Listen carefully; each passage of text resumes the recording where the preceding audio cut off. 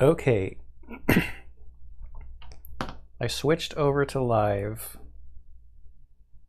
but the internet is being super temperamental at the moment. So we'll see how this goes. I can't believe I'm still having these problems with the internet.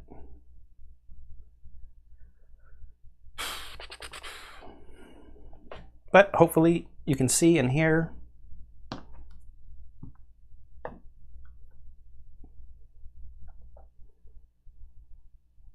At times it's dropping frames like crazy.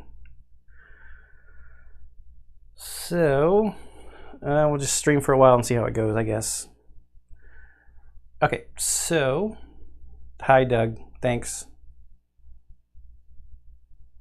for letting me know that you can see and hear. I'm working on a couple more Kingdom Death monster models. So I'm trying to get the 4-person party that's semi-representative of who I have going out in my settlement right now. So I worked on this axe guy, and I'll show him up close in a second. And I've worked on this bow lady and this spear person. And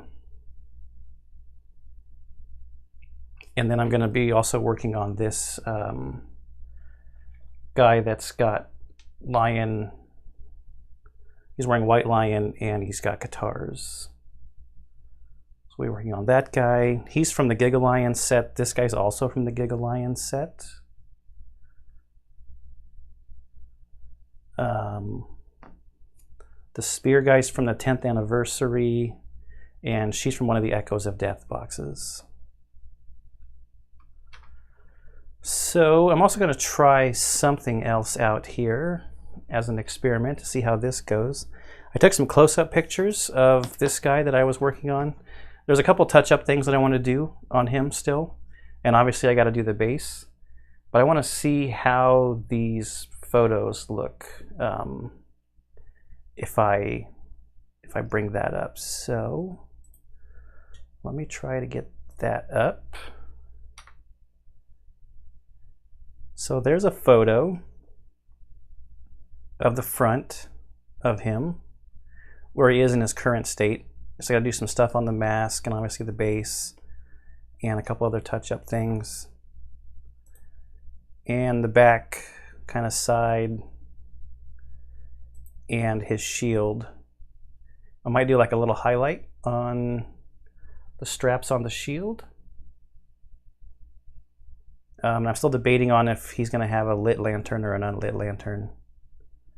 But I really like how the leather has turned out. And I'll show some more of that back over here. I just got to bring my YouTube stuff up. Picked up a few expansions today. Crazy how we just talked about watching for the expansions to come back in stock. So glad I was able to get some. Yes, Doug. There was also, and it's too late now, but I don't know if you were you able to snatch a copy of the Sword Hunter?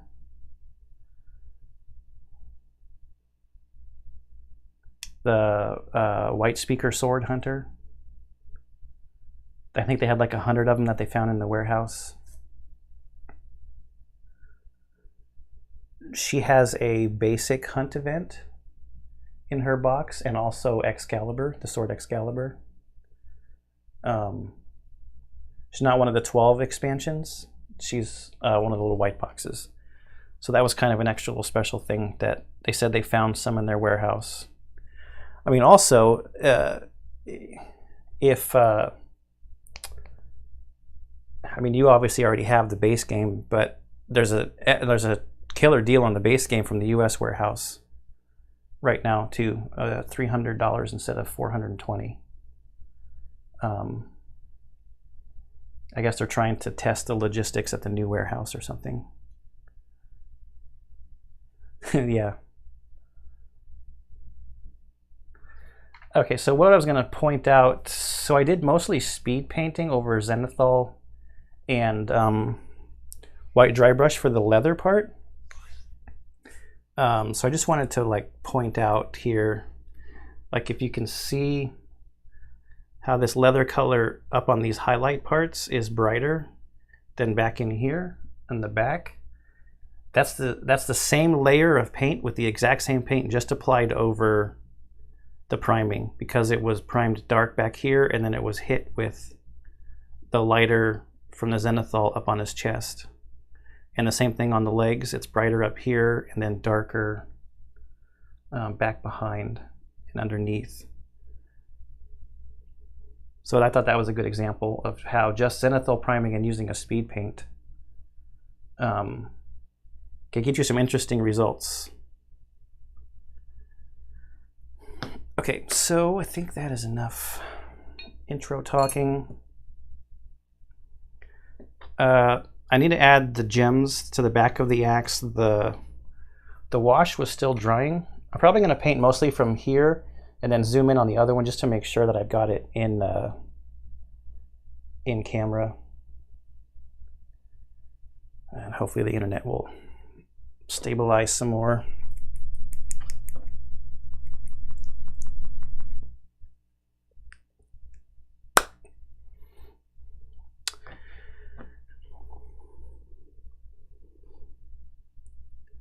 Oh, Doug, were you the one that was asking me about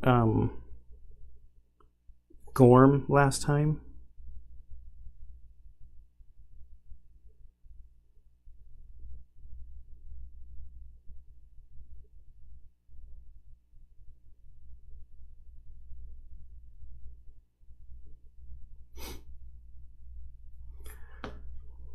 Oh, thanks, Doug. Okay, Gorm's not actually on the table. I'll show him to you in a little bit. He's actually in a box that I have over on my Kallax shelves.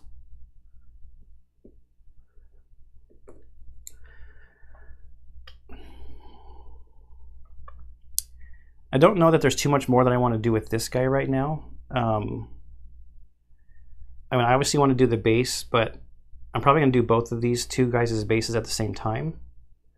And I still need to glue some rocks onto him, but I didn't want them to get in the way of me painting his feet.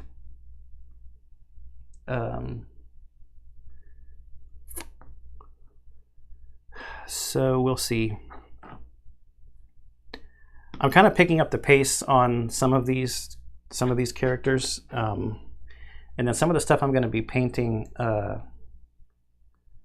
in the future, like as soon as what's it called? As soon as Oathsworn gets here, I'm probably going to be doing a lot of like speed painting with that stuff because I want to get it to the table, especially like the civilians and allies and stuff. It might take a little bit more time with the heroes, and the terrain I'm probably even just going to use like hobby paint on, or like a hobby store brand paint, like not this stuff. And I actually did just get in the mail, I ordered some stuff to mix up some washes because I don't want to use my Nuln Oil and Aggrass Earthshade on the terrain. That'll take half the bottle. So we might do a wash mixing lesson, homebrew wash lesson on the channel in a couple weeks. So let's do the skin first. This guy's got lots of skin. It is Kingdom Death Monster.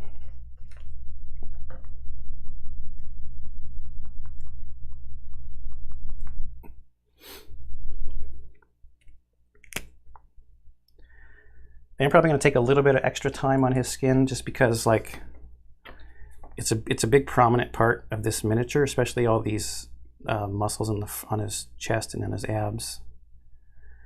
So I'll probably layer up from the base color a couple of layers and then put the wash over it to act as a glaze, and then we'll see how it looks. Or maybe I'll try doing an actual glaze instead of washing it.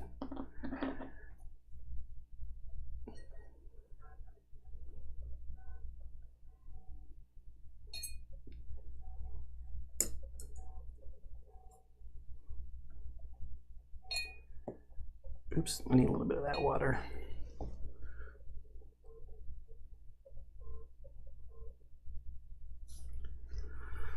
All right, we're just gonna go quick here, applying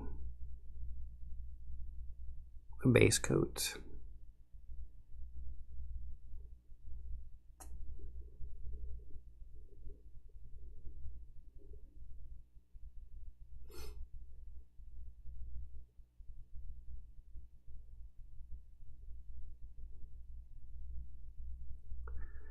Ether Fields, I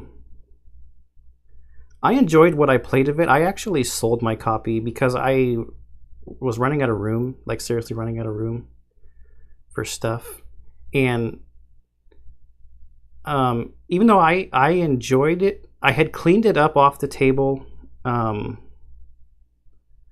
to play something else. And then I was like, okay, now I'm going to play something else. And I was like, well, now I'm going to play something else. And I just never found myself thinking,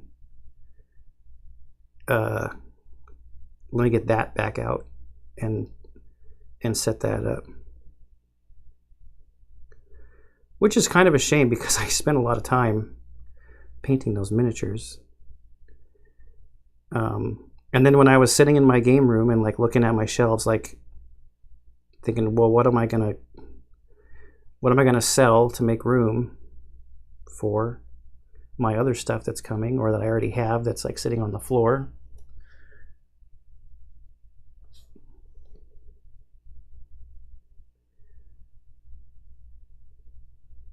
I actually have probably the second wave stuff coming soon that I'll have to put up for sale too, since I don't have the base game anymore. It's and actually I feel like maybe it would be more fun. I don't know if it would be with other people. I'm not really sure. And I think I saw you in a comment on a channel earlier say you play mostly solo. Was that Rob's channel? Rob's stream?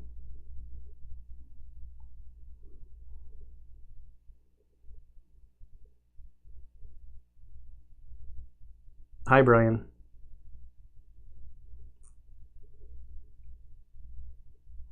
How you doing tonight?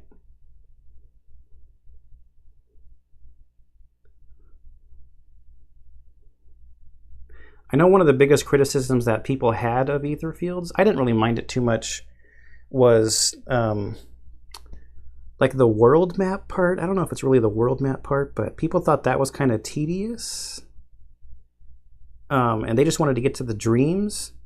And I feel like in the second wave of stuff, or maybe in the second version of the rulebook, they're adding a way to play the game where you can just skip to the dreams, it feels like. Somebody was saying that. I know Kanjay really didn't like that part, and he's been waiting for the second wave, and I think he said it's because they found they included a way to get around the world map part.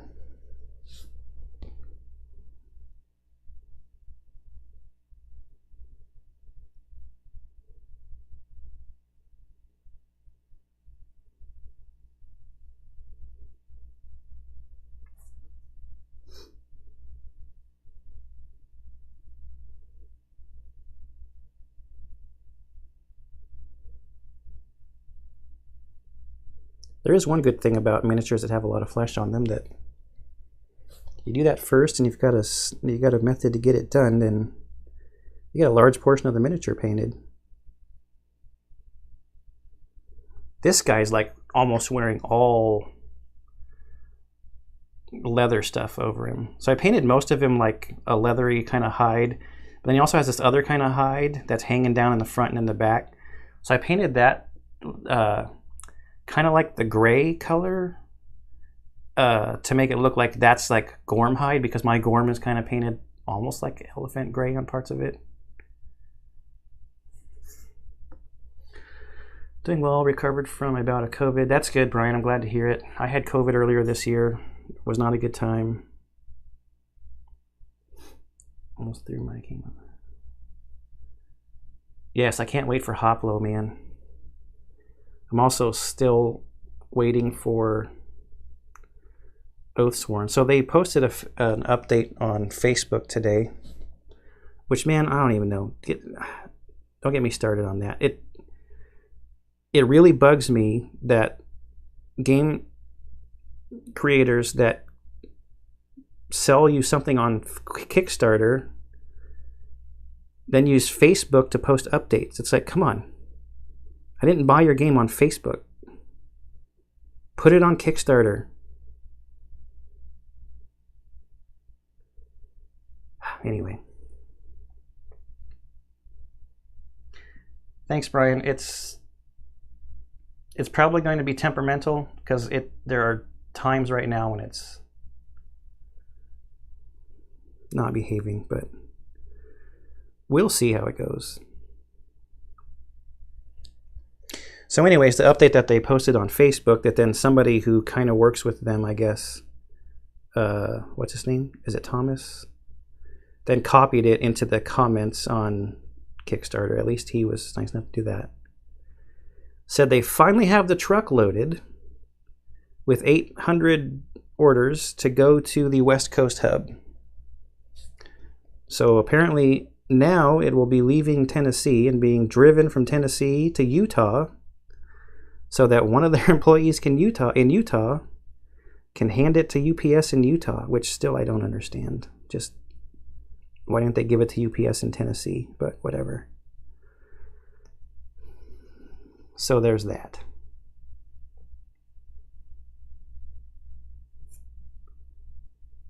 Yeah, Kanji doesn't have it either. Trust me, him and I are we are communicating daily with different memes and stuff about it.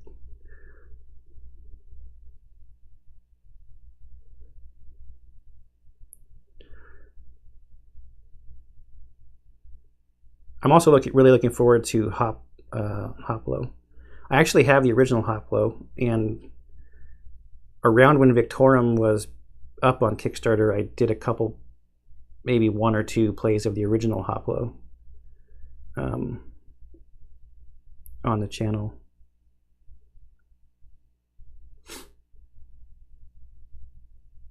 It is, yeah, they've got a huge snail, Brian. Apparently the tortoise was on vacation.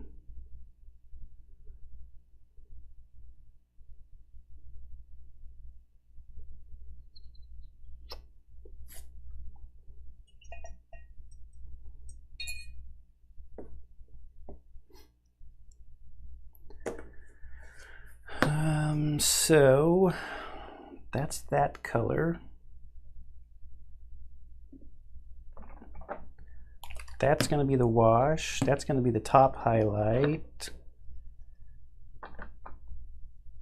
Which one did I use on her? I think it was one of the Pro Acryl colors. This one, right?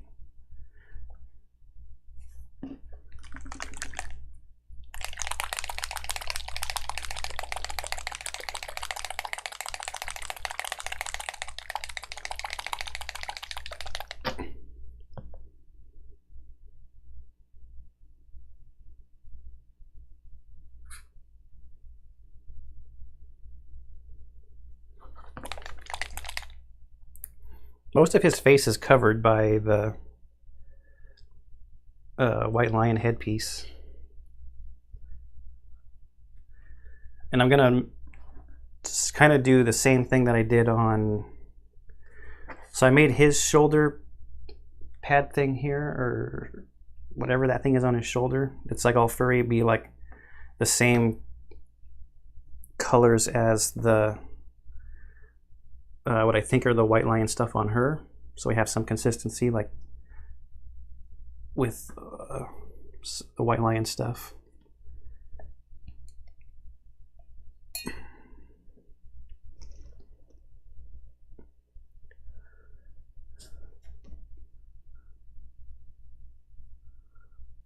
Okay.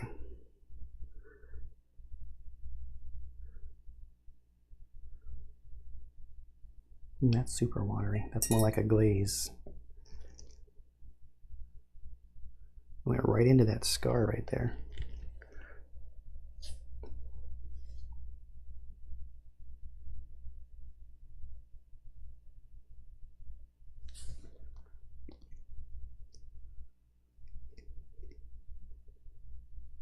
That's a little better.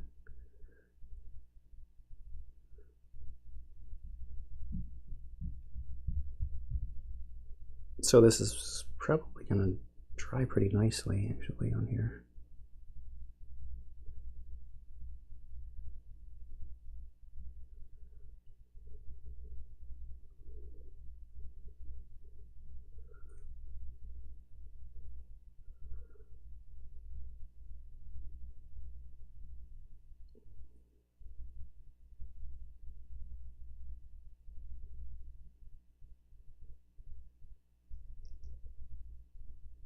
Just barely see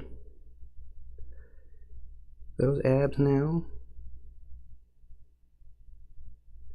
Some of these muscles on the back. We hit that hand already.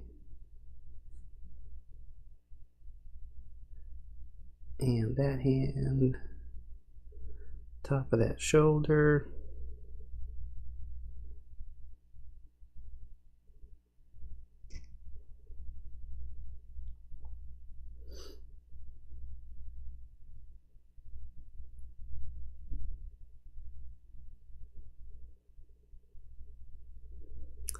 I don't know if I want to get ambitious and try to color in those scars. We'll see later.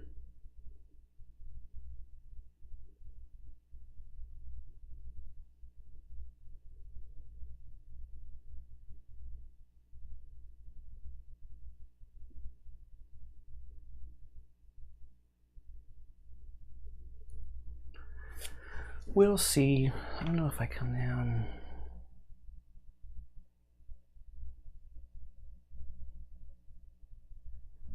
I'm gonna try something. I'm gonna turn one of these lights off to see if that helps the camera.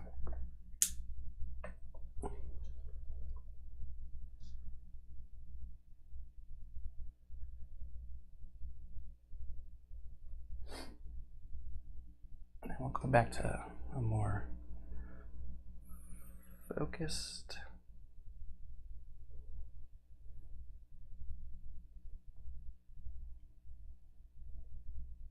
Sort of.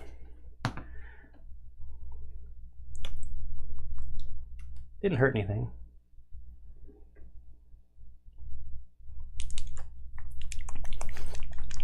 Except my ability to see the model.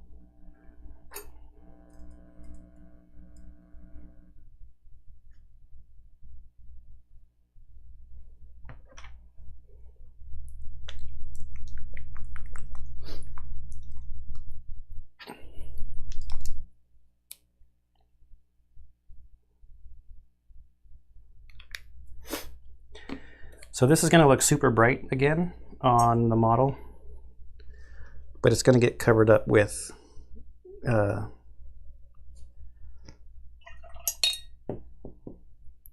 layer of the wash or glaze, whichever I end up deciding to do. Probably washing.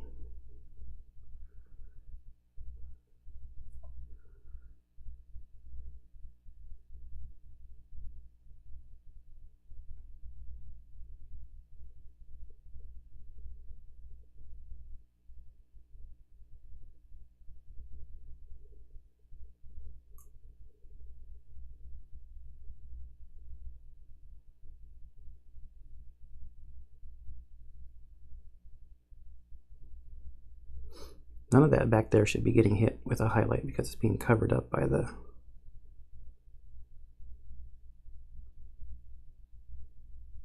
headpiece.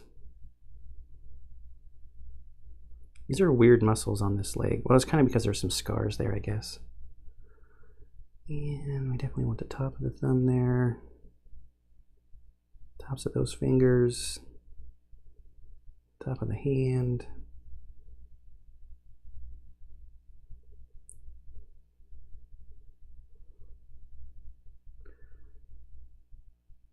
I don't think I did the little part of the face you can see last time, but that's fine. It's fine.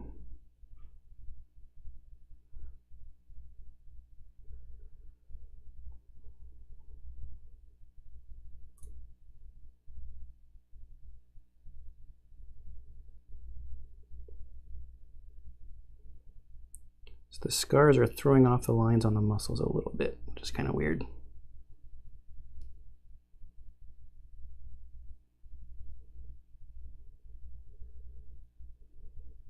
No, that's fine. Top of this hand,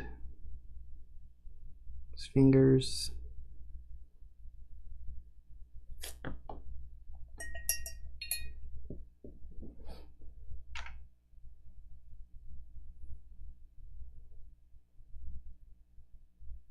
So we've got some muscles defined. He's got like that super ripped 8-pack instead of 6-pack.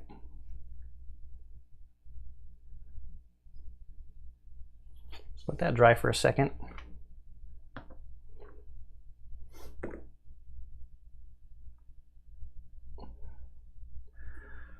I'm gonna go back. I can see better with this other light on.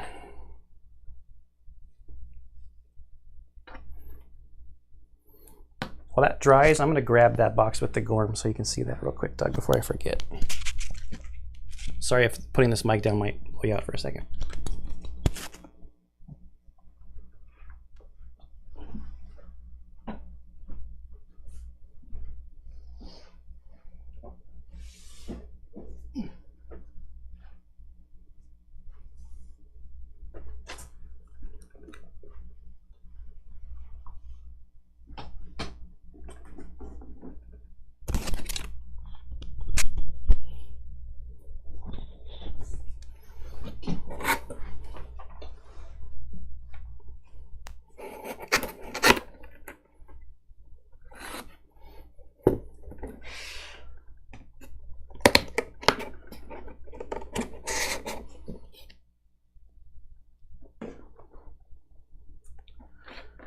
All right, there's the big ugly baby monster. So I spent a lot of time like layering from, if you can see the dark colors underneath, but then as I turn him over to get to the brighter and brighter up on top, and then obviously all the folds and stuff on him, and then a little bit, which is coming through more harsh on the camera than it is in person, of OSL from his little thing on his face,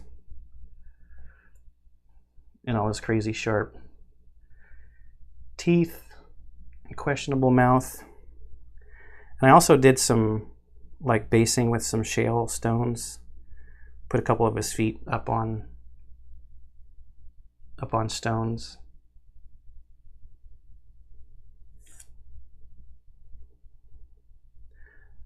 That's the Gorm.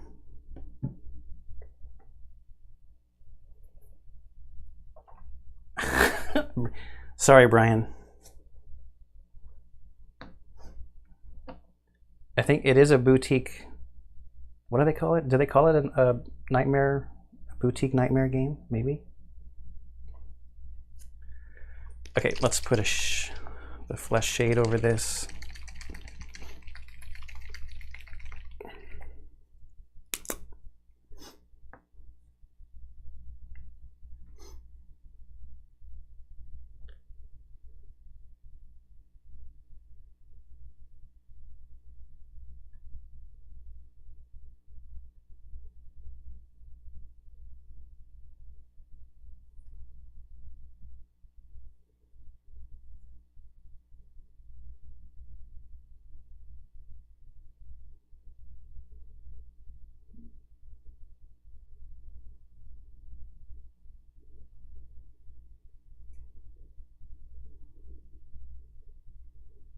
Oh, you know what? I totally missed the front part of his arm right there. That's great.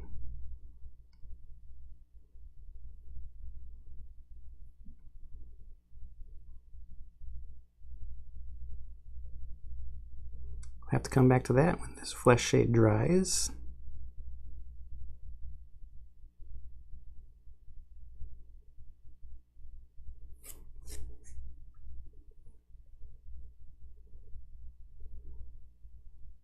I don't know what scale they say these are, but they, for some reason, the details just seem a little small for me compared to, I don't know, what was I painting recently?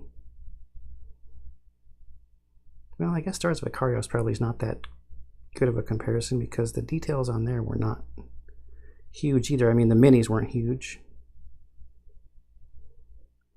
It could just be the number or the amount of details on Kingdom Death Monster minis. There's a lot of detail on these minis, on these sculpts.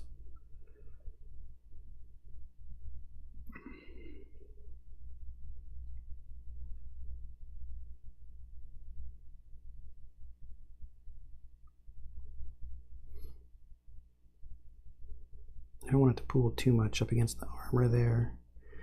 I'm fine with it in the hand right there. Back of the arm's a little too much.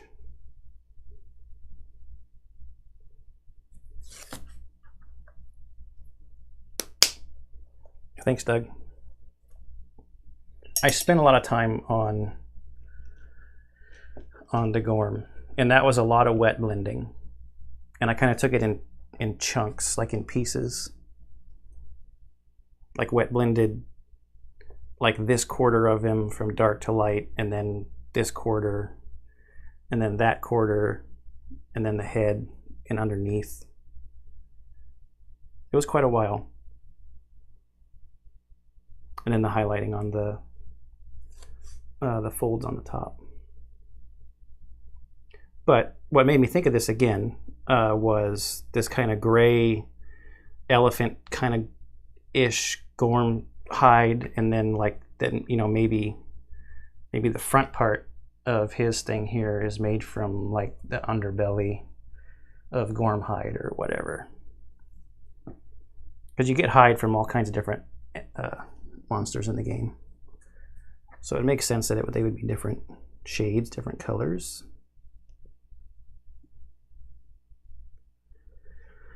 Okay, so the next biggest thing on here is gonna be the fur. Some of that though has some of the skin right next to it drying. So maybe I'll work on, so the boots I think are gonna be some metal, then maybe Rhinox hide on the bottom.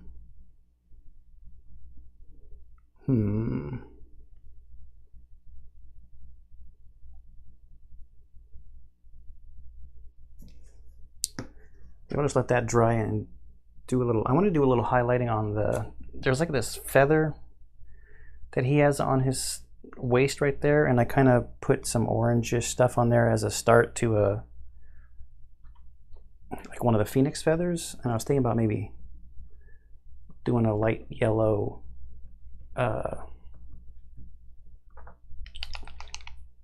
edge highlight on that.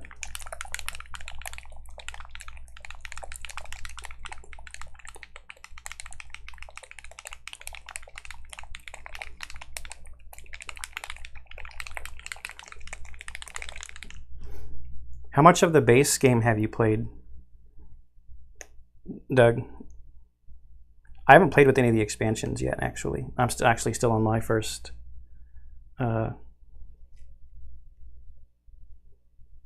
playthrough. I think I've watched almost like everything you can watch out on YouTube.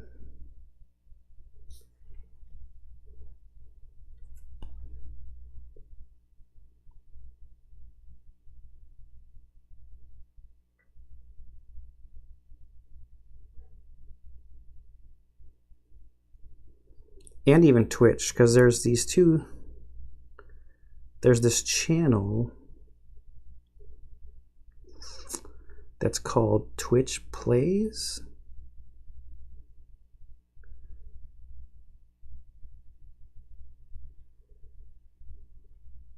No, that's not what it's called. Twisted Gaming is what it's called. And they have a real like interactive thing. Yeah, it's a good idea. It's a screaming deal to get it now while you can.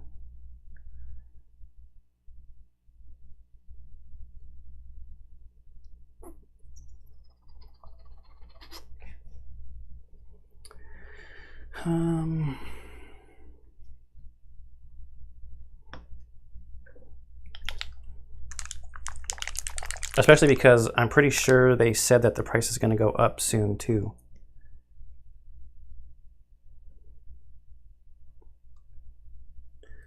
We'll see if they finally start getting better about keeping stuff in stock, because they have not been great. I mean, obviously, because the 12 expansions have been sold out for a long time.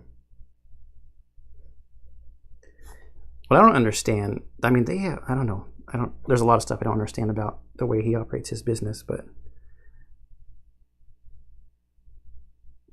even up until recently, sometimes when they had sales, even on like Black Fridays and stuff, they'd be like, oh, we found 25 boxes of Gorm in the back of the warehouse. And then even today, the Sword Hunter, you know, they found 100 Sword Hunters in the back of the warehouse, it said.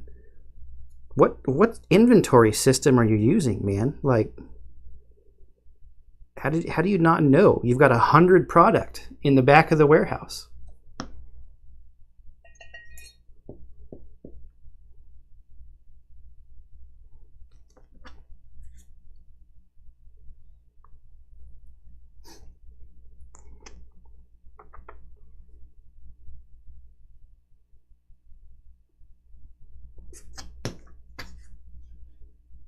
How dry are you? You're dry enough for me to add flesh to that part I forgot. At least in that spot.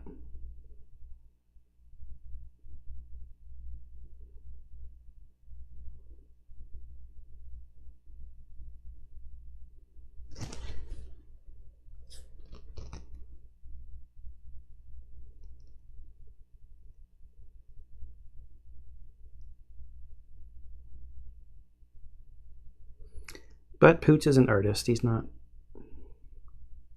a businessman. I guess he is a businessman, but I think his mind is more inclined towards the art.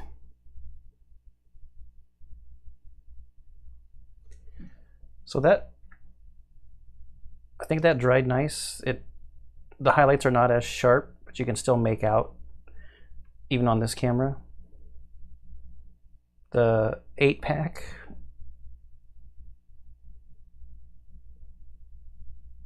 And how the shoulder's brighter.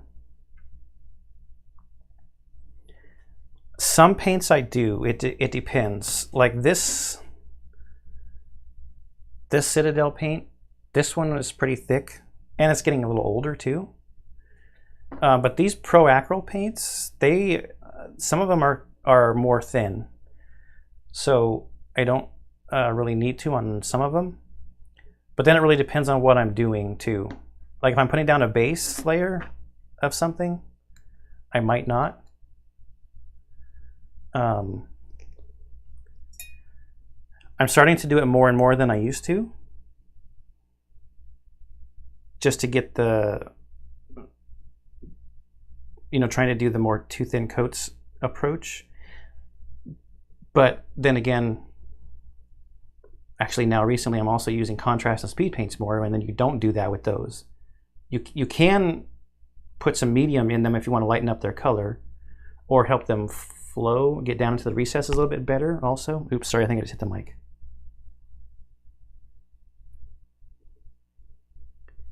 So sometimes I will, and it depends on what the paint is. I have a white color, I think it's this dead white, that's getting so old that when it comes out, it's almost like toothpaste. But then just add a little bit of water to it, and it makes it, it brings it back to life.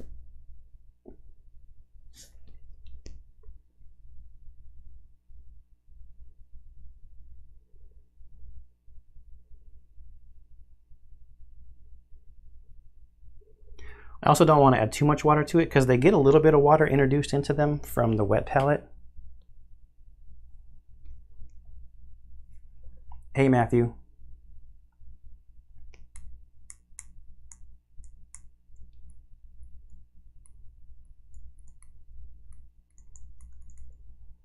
Thanks, we're just starting out.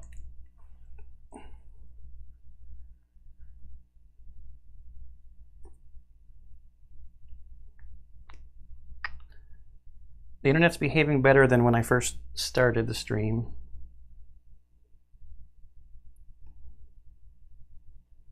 Okay, so now I think we're going to go to all the fur parts. So I'm starting out with like this golden brown to get like a yellow underneath, but the white lion is a little more lighter color than this. So I'm just using this as the bottom color. Then I'm probably going to put an Agrax Earthshade wash on it just so I can get some of the texture back. And then we'll highlight it with like a off-white. And then maybe even some dead white on some of the tips and stuff. We'll see how it looks.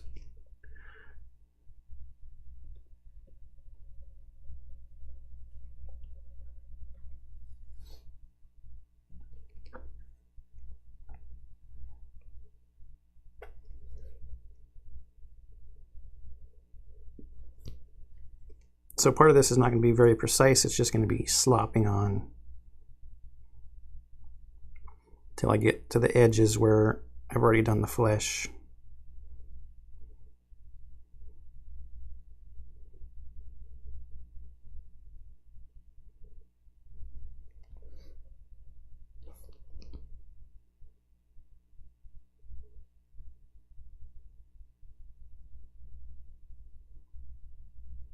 I have a couple of games coming later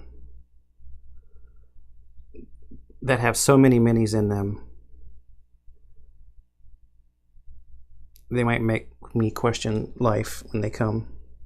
Like one is Darkest Dungeon. I think that game has, I don't even know, maybe it's like 200 or something. That's just ridiculous. It might not be that many, but it seems like it. Hey, listen to me saying it's ridiculous. I'm the one that ordered it, right? So if I do painting streams of like that game, that's going to be very much Zenithal Prime or Black Prime White dry brush and speed paint as fast as possible. Because that seems like the kind of game where there's a lot of repeat minis because you're facing multiples of the same enemy at the same time. So I'm not going to spend forever painting that. I have to go on unemployment, quit my job.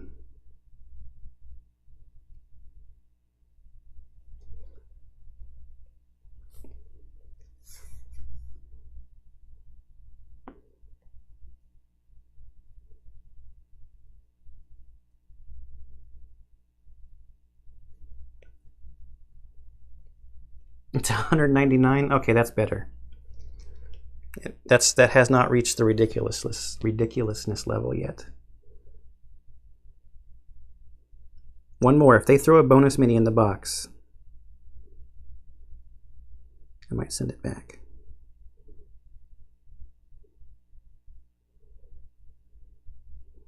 I mean, all joking aside, I don't even like I was just talking earlier with Doug about ether fields. That one might deliver around the same time as Frosthaven. And I really like that the Gloomhaven system has a special place in my heart. Jaws of the Lion was one of the first things I streamed on the channel. It's the first full campaign I streamed on the channel. I got that while I was waiting for Gloomhaven to come, that I ordered in the Frosthaven Kickstarter.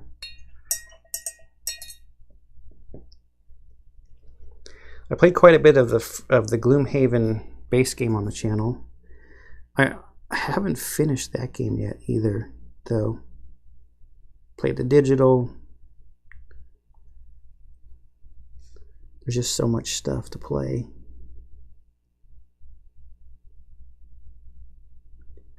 I really like Gloomhaven. I think the same thing happened to me with Gloomhaven that kind of happened with Etherfields, though. And I think it was the characters that I was playing. So I unlocked the two characters that I stopped with were the Elementalist and I think the Summoner. And I don't think that was a very good team. So I was kind of struggling a little bit and not really enjoying it. So it was kind of hard to get back out. And I actually had a thought a couple weeks ago. I was like, well, you know what? I don't have to play those two characters anymore. I could just make new characters.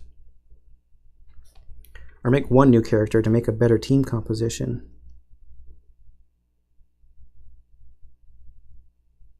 I also wish that I had started that game playing three-handed instead of two-handed.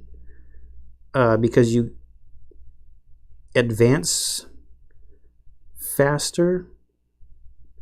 You see more stuff in the campaign because you're opening up more characters, you're getting more events and stuff into the deck, which is something that they realized and that they fixed with Frosthaven.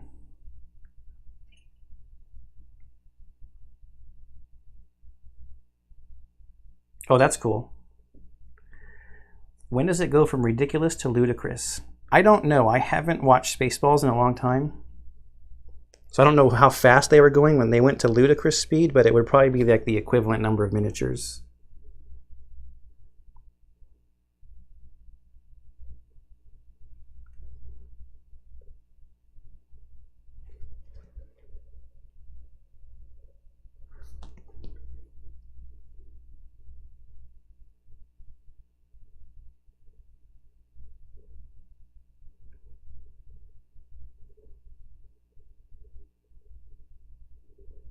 So I don't know how many of you have or I'm sure you've probably heard of like Warhammer Fantasy, which is I guess Age of Sigmar now, and Warhammer 40k. Like people used to talk about those games and say how crazy it was to buy, build, and paint an army in those because some of those would have several hundred models in them. And that's kind of what some of these games are approaching. I guess it's kind of different though, because with those, it's like part of the game, and I mean, you obviously can play the game with unpainted miniatures. You can play obviously you can play the board games with unpainted miniatures too, except the bad guys get 5 more hit points if they're not painted. But part of that stuff is the hobby time, the painting and whatnot. The code is 1, 2, 3, 4, 5, 6.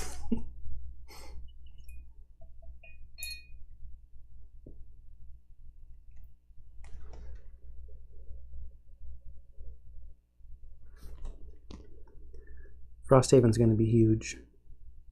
The box, I mean.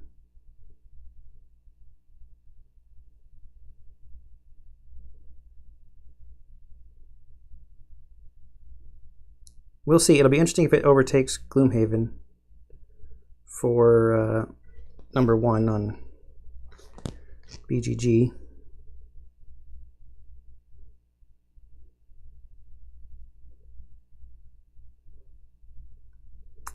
So now I'm actually questioning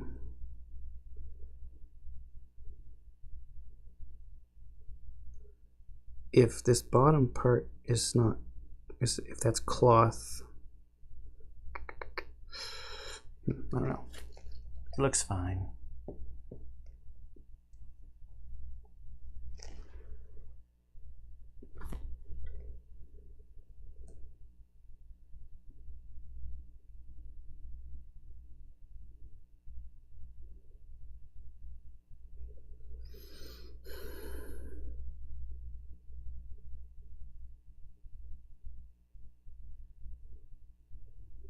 It seemed like there was a drought of deliveries from Kickstarter, but now it's like all of a sudden there's a whole bunch of stuff that's like either already on the boat, about to get on the boat, already at the dock.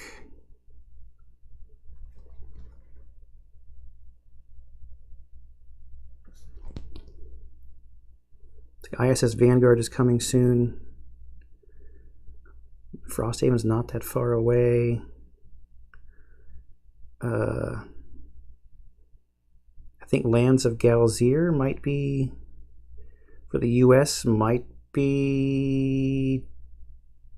did it just get to port, or has it already made it to port?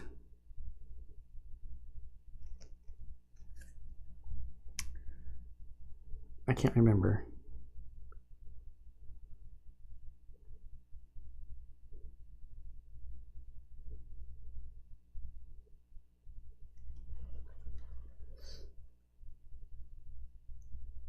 What else is coming? I just said a whole bunch of stuff was going to be delivering, and I only listed 3 things. Doesn't sound like a bunch of stuff. Oh, the Skyrim game. Hoplo, we already talked about Hoplo. That's on the way.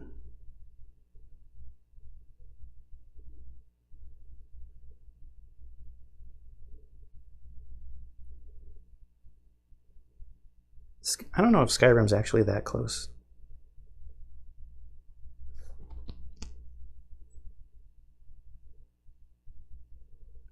It does feel like there's been a drought of new stuff to pledge for recently, which probably is not a bad thing, I guess, if we ever want to retire.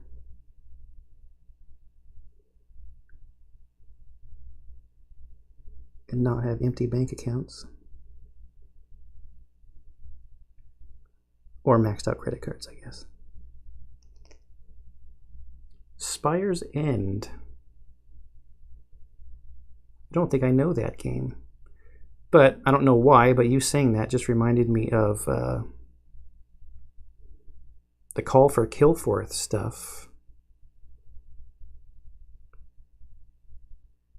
Is that close? Now I can't remember. That's a Kanji made me buy it game. Expansion for Role Player Adventures. I sold my copy. I finished the campaign. I had a good time, and that was another... I didn't see myself playing through the campaign again unless I was going to do a thing where I created a character with role player, or 2 characters. I probably wouldn't play that game with only 1 character. I mean, it was fun. I did the whole thing here on the channel. That was a good game. You want to talk about a fistful of cards? Man, that game.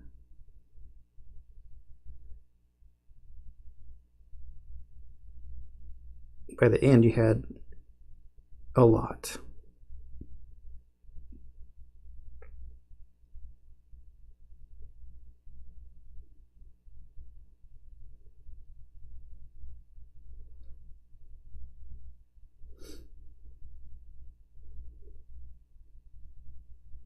Yeah, I don't know. Kanji must have coded some kind of like robo web crawler or something that alerts him when new crowdfunding projects go up, because he seems to be like on them like instantaneously.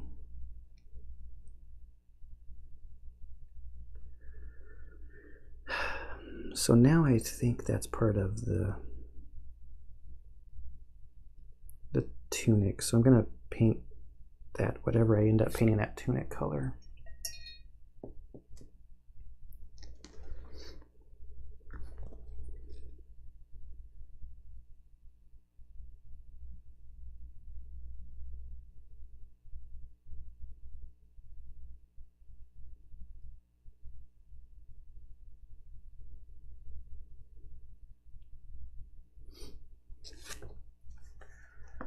Okay, I think all the fur is based in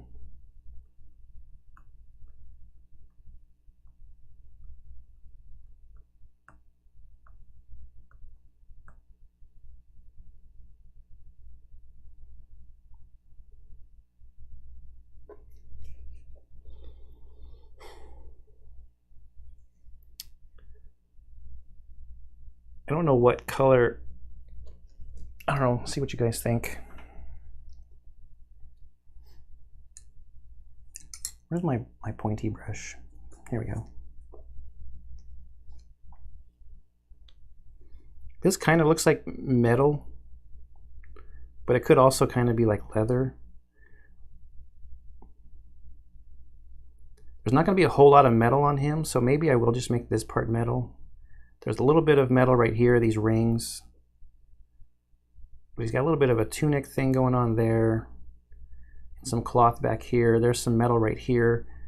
The guitar on his hand I'm going to make bone. There's a little bit of metal right here, I guess.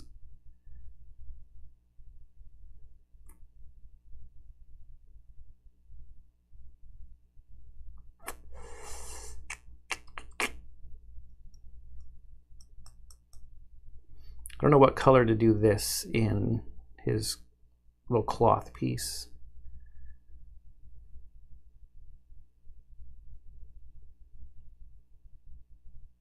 Maybe red or blue.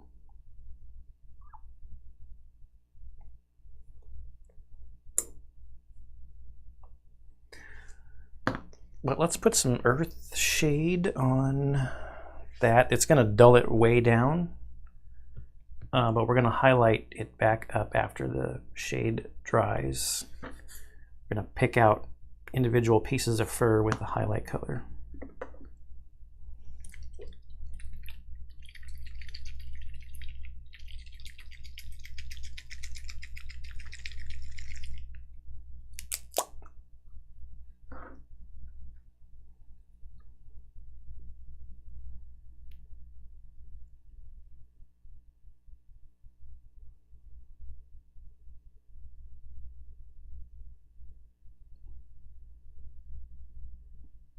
This should help add some definition back too. See some of the textures again.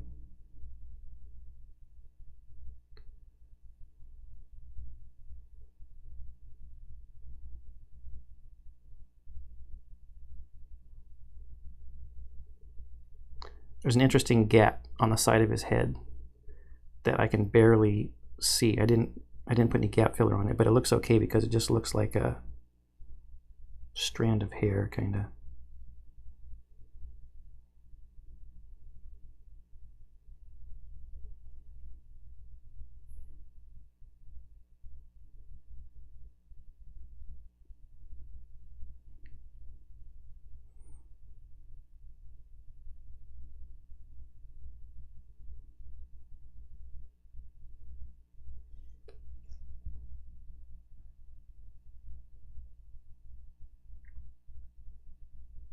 That really helps to see some of the individual strands.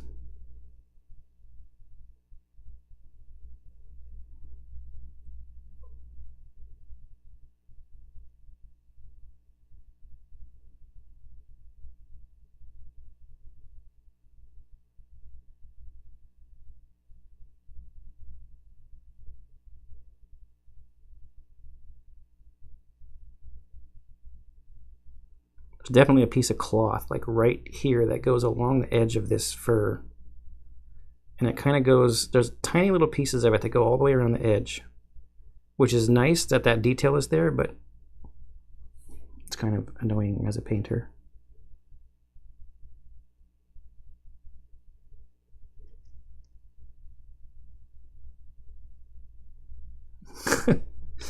Yes.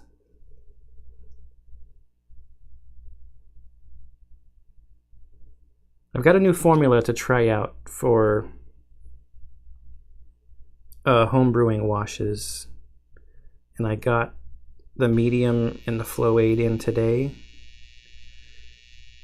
and the inks for the black and the brown, but I'm going to do some experimenting with the flow aid and the medium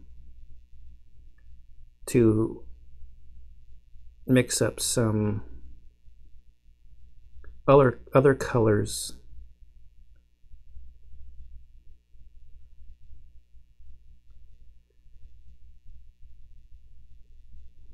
So if you put enough flow aid or medium in, it can really slide off of the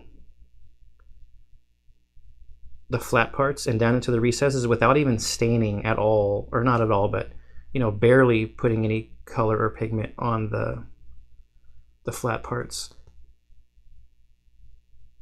So if you can get a good formula or find a good recipe for other colors, it helps when you're, like if I had a red, like let's talk about like this thing right here. If I painted that red with a base coat and I mixed up a little bit of my own red wash, a red wash over that would make it look less dirty than if I did like an Agrax Earthshade or a Nuln Oil brown or black wash on top of it to get down into the recesses. Which is kind of the same thing that I use contrast paints for. I use contrast paints kind of like as a little bit of a thicker wash right now over colors too. So there's that, I guess. Which maybe we'll demonstrate that. Maybe we'll go with a light color on that cloth and then put a contrast paint over it just to see how a couple of different things interact with each other. Hello, Riley. It's nice to see you. Some badass beer in that horn.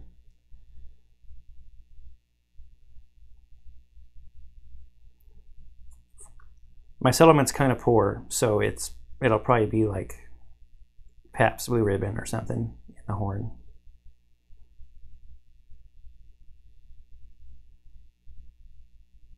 That's what it's going to end up being, I'm afraid.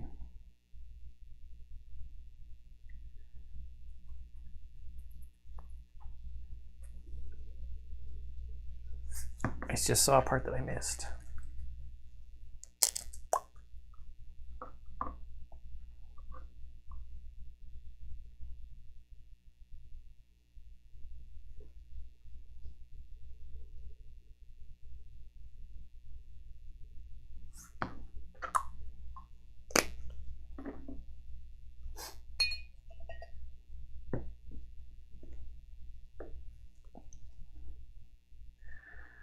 All right, that definitely brought the color down from the yellow color that it was before, which makes sense because we just put a bunch of brown on top of it with the wash.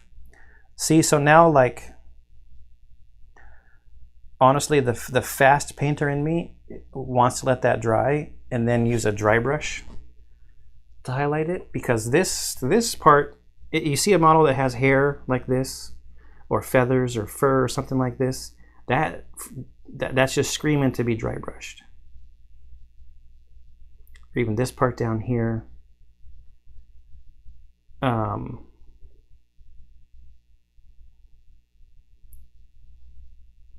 But in order for it to look consistent, because this part's going to be hard to dry brush without hitting what I've already painted here and here.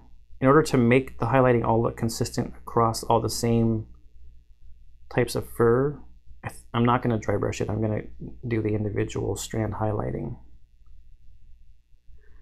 on it.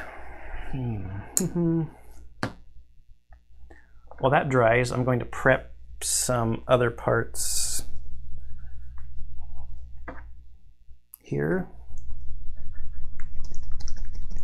for where I'm going to use just speed paints or contrast.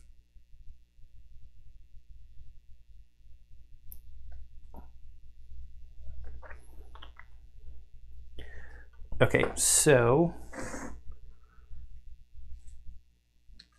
Doug, I think it was you that was asking earlier about the paint. So if we just look at like how this orange Pro Acryl came out, it's pretty watery already, but it's been soaking up some water from the dry palette, from the wet palette. That's exactly the opposite. But then this white that just came out. This is an old white, and it's like super thick. I mean, like, look at that. That's like extra thick. So I'm going to add water to it.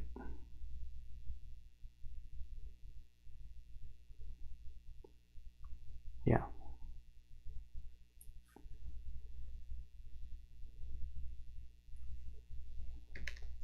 My wet palette seems a little extra wet today for some reason. Might be because I just made it right before. So what I'm looking at here, there's the, I think this is a beast knuckle guitar. I'm gonna do that in like a bone, and I'm gonna do the horn in a bone color. And then the leather on the inside of these things, I'm gonna use one of the leathers. Actually, I really like the leather on this, or this color that's on the shield right here. What different builds do you have for your survivors? So, oh, hang on, let me finish talking about this leather real quick. This isn't even one of the leather colors on here. And down here, that's actually like sand golem or something like that. So I actually have not built any of the survivors from, oh wait, actually now I think you might be asking a different question. Are you talking about what do I have in the game right now, or how have I built my miniatures? I guess should be a clarifying question.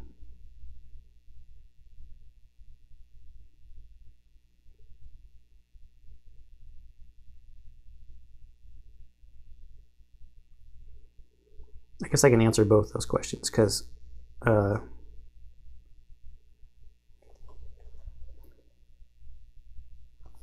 so in the game, I finally have a bow character. It took me forever to get a sinew to make the catgut bow, but I've had her, I think, for, I don't know, 3 or 4 lantern years now.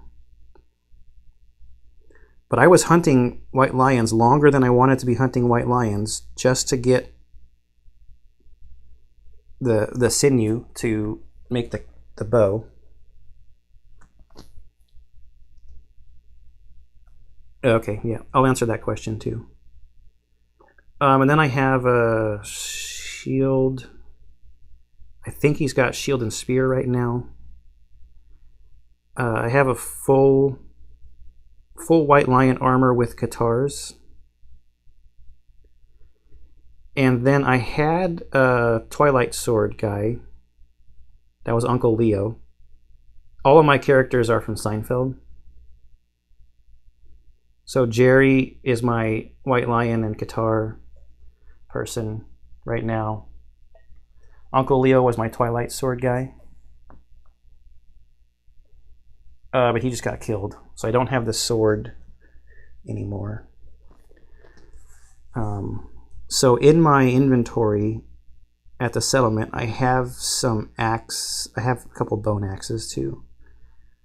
So I thought long and hard about how I wanted to build the minis that come in the core game. And then I don't know if you've heard of him, but if you follow Kingdom Death Monster, you probably have. His name is Bra Mithra. He's got a channel here on YouTube.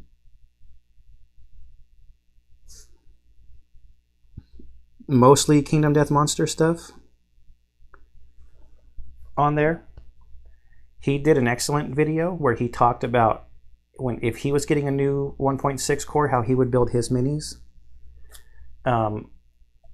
So I watched that a while ago.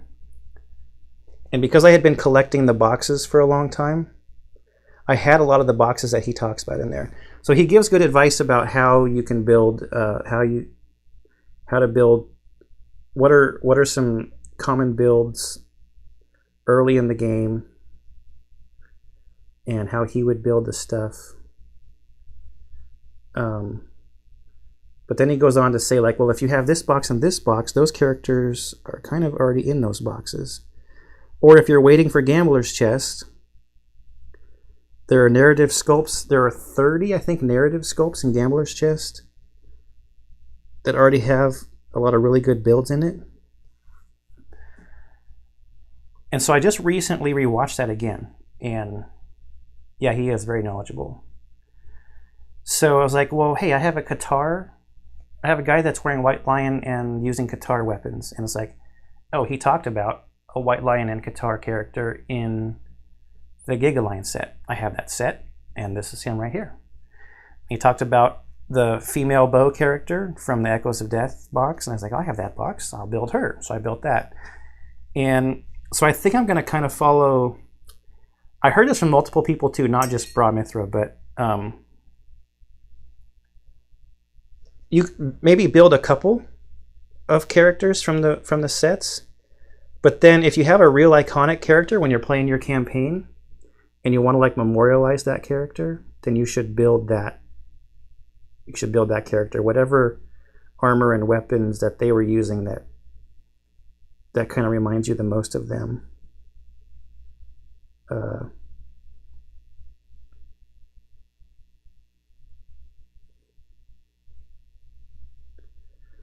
So I may do that. I don't even know if there's a Twilight Sword in there. I might build an Uncle Leo.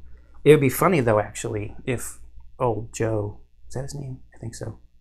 He'd have been a good Uncle Leo. Because he's all bald.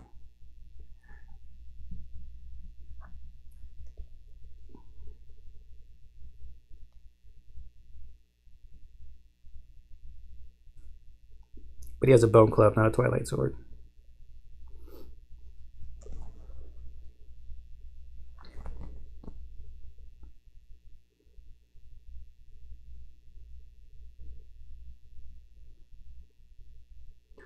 Yeah, Bra Mithra knows a lot about the game. I mean, he's at the level where he can look at a miniature. Like, he could look at this miniature and say, oh, he's got this armor, this armor on, and that weapon. And he knows, like, what they've been sculpted as, like they're wearing from the game. And I look at him and I go, oh, yeah, he looks cool.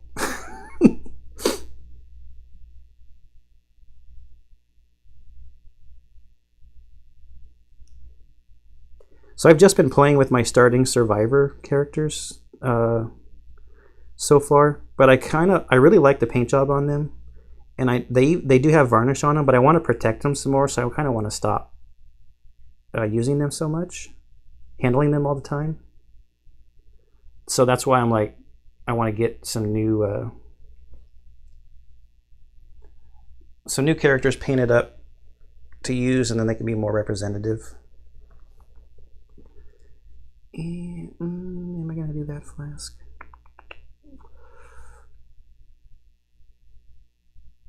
I actually might just paint that like a khaki color.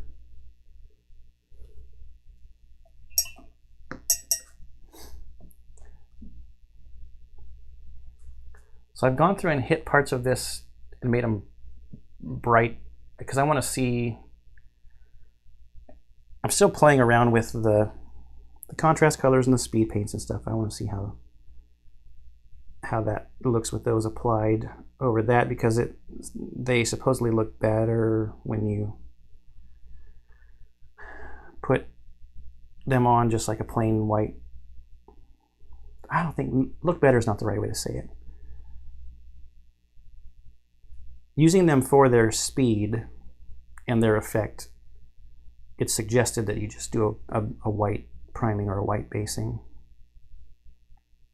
Oh, there's like a strap on his leg, but I need a smaller brush for that.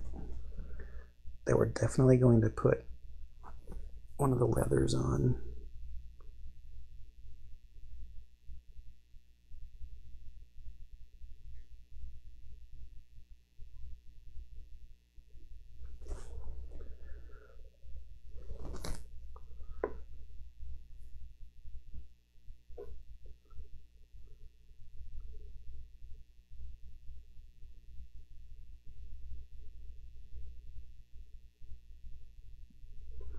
I haven't even fought the Phoenix yet for even thinking about any of the Phoenix stuff, and then that doesn't even start to talk about, well, there's also Gorm armor and Dragon King armor and Sunstalker armor.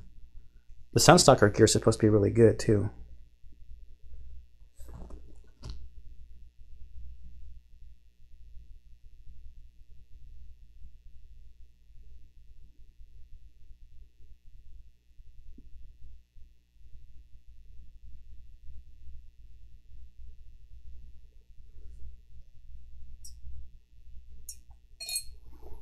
Yeah, there's also like, there's even unarmored, there's lantern armor.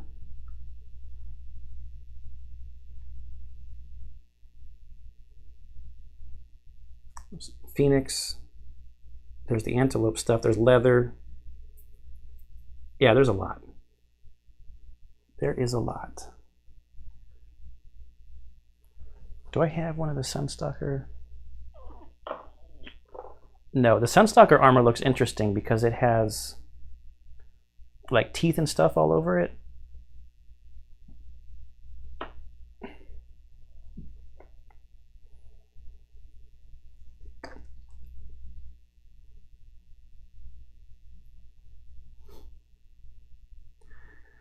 Okay, dokey. I think before I go to working on the lion stuff again, I'm going to put some of these contrasts or these other colors down. I have not tried the bone from the speed paint line yet, so I'm going to use that on the guitar and the horn.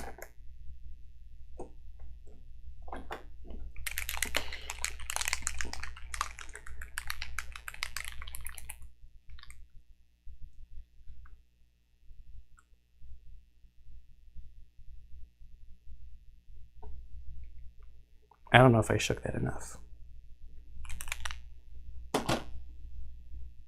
I guess we'll find out.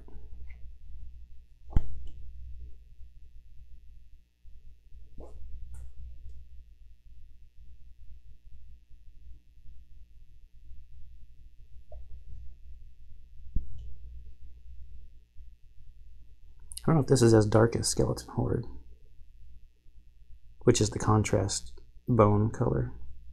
I always put a second coat on it after it dries. But with these kind of paints, you definitely want to make sure if you're going to go back and do a second coat, that the first coat is completely dry. Or you're going to start maybe pushing around half-dried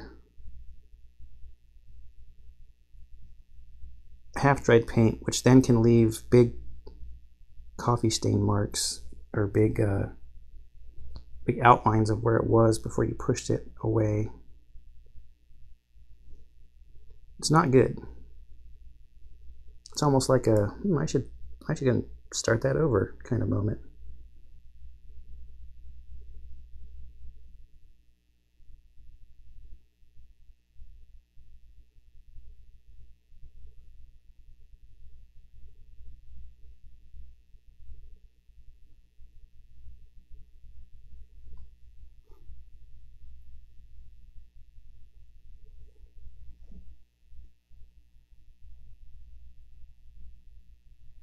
Let that dry.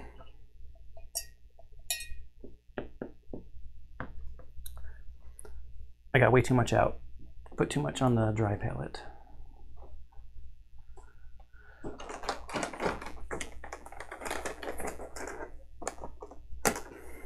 I'm gonna do the speed paint leather. I think snakebite leather might be a little too close to the palette bone.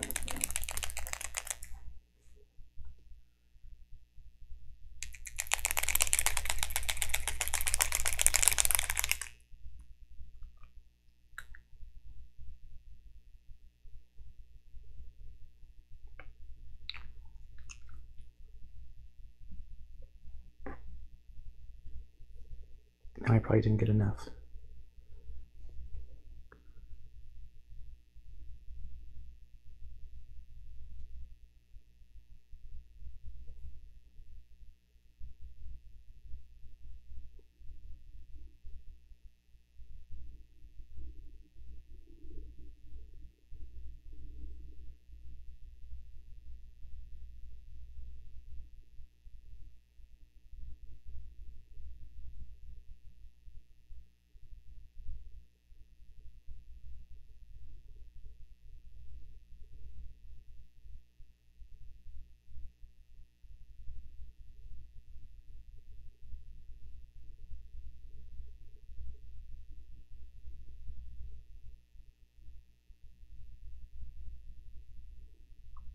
I think it looks all right.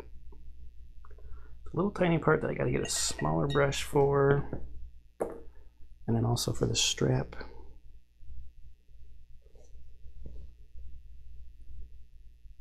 Right up next against the hand.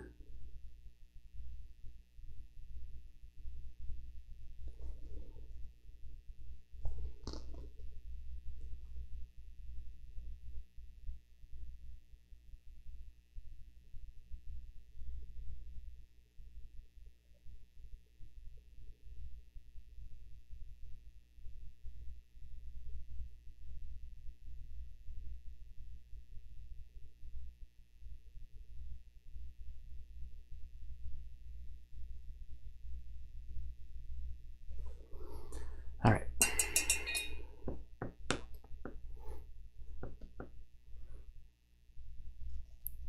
I still do not know what color to do for the cloth part.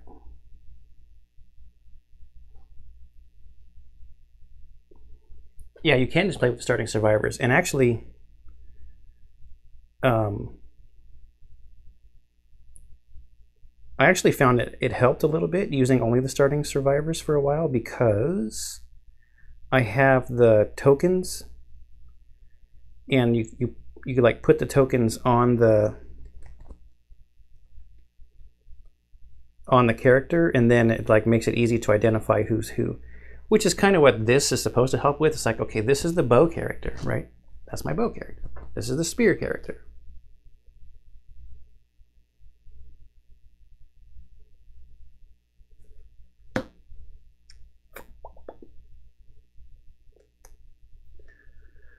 So the question now is,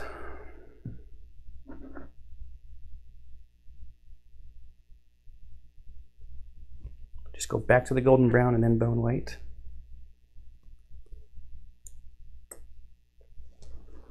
Let's see how this works out.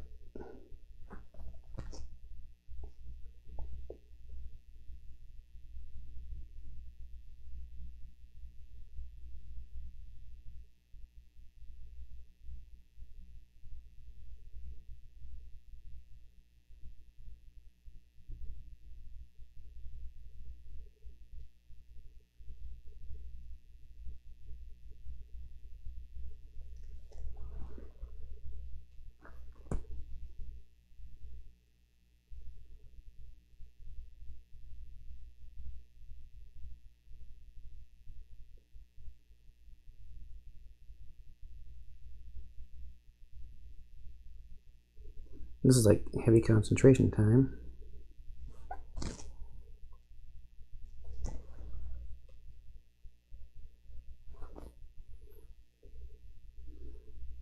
So I'm just putting the base color back on this over what was washed.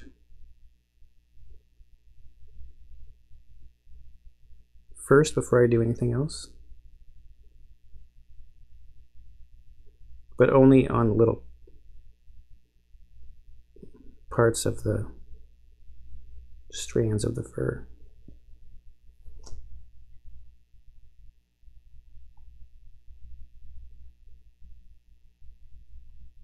It's looking pretty nice.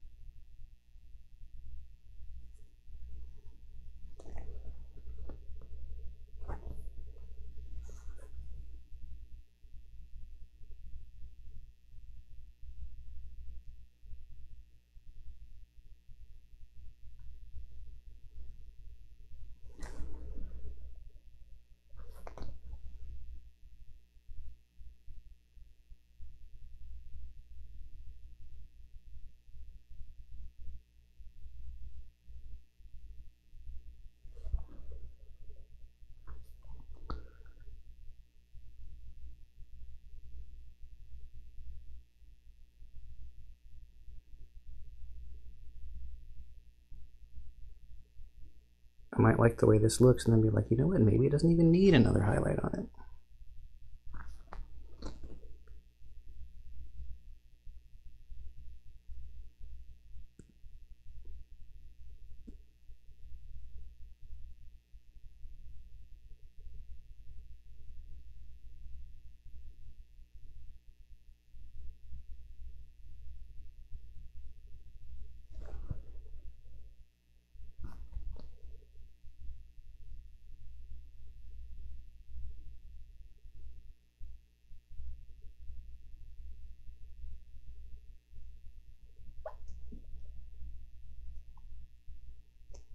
Yeah, it is neat watching the process. And that's why I like watching people paint too.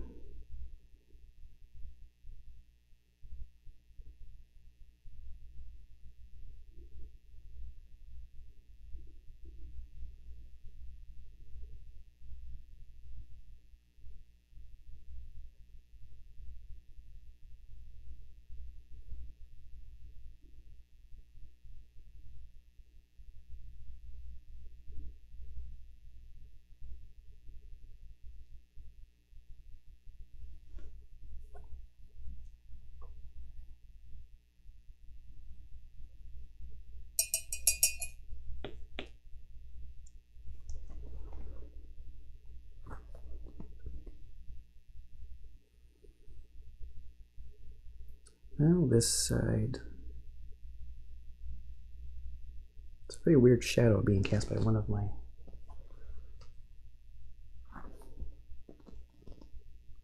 lights.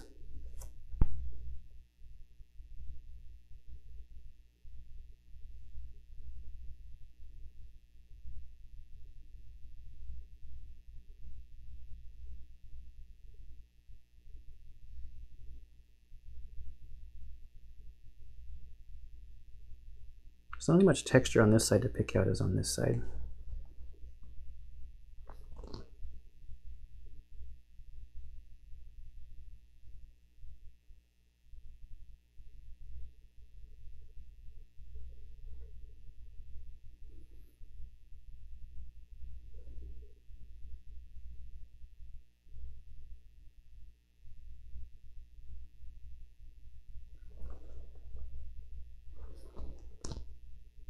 See, so this is why I was saying earlier that like the speed painter, like get it done into the table in me was like, just dry brush it, because we would have been done like 10 minutes ago.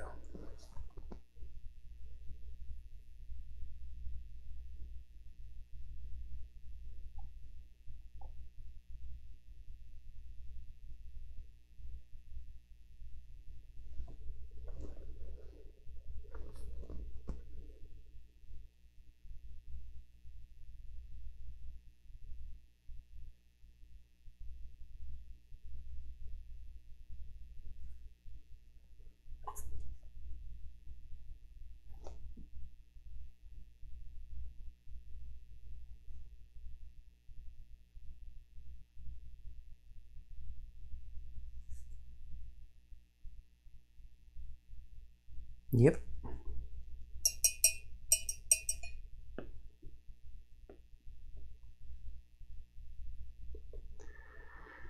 Now,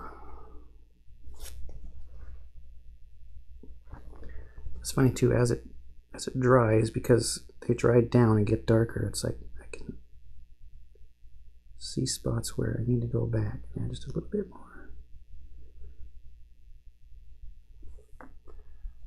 But I could spend all night doing that, so let's move on to the next part.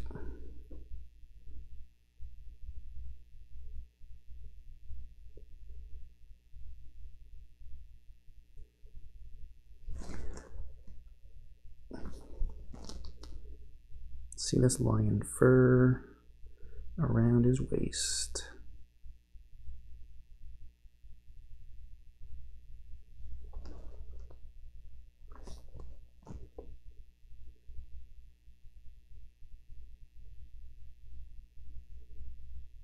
Yeah, there we go. I was having trouble getting enough paint on the brush there for a second.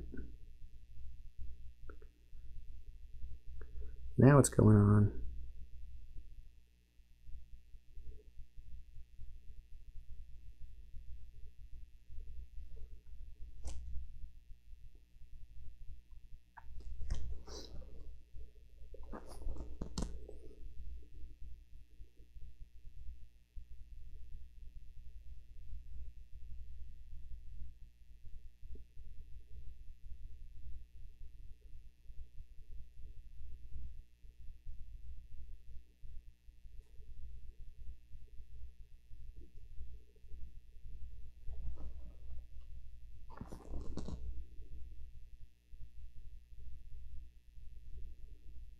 not even to worry about down there.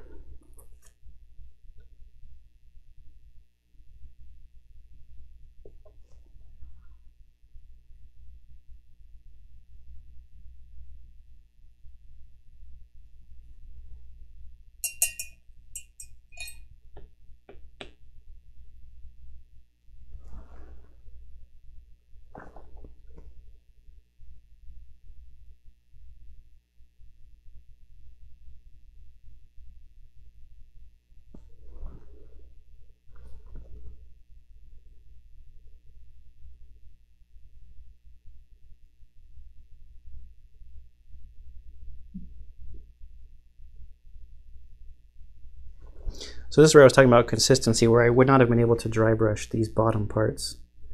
Unless I did this first. I could have done the fur first, everywhere, dry brushed everything.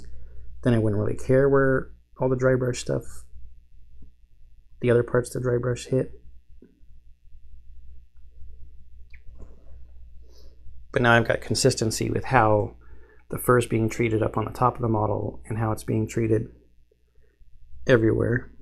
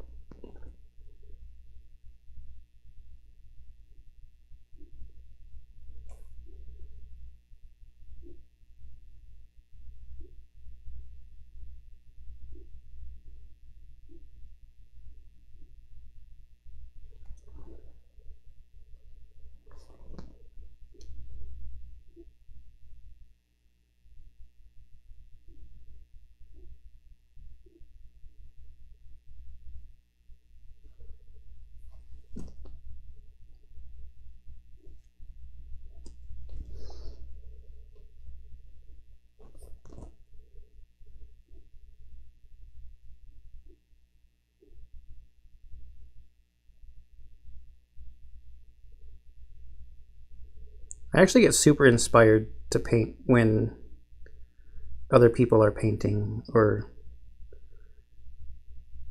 streaming their painting, like when Mel has been streaming, or now that Bernd has been streaming for the last couple of months or so.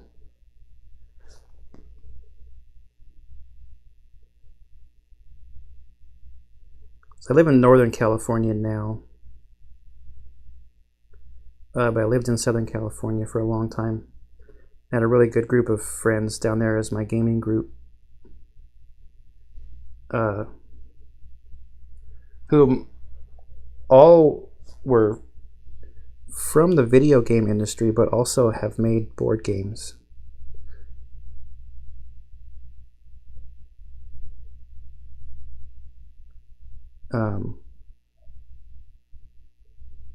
And for a while we were getting together on Saturdays and painting. And one of our other friends called it like our sewing circle. We would get together for several hours and just like talk and paint. And it helps to get stuff done. It's very motivating.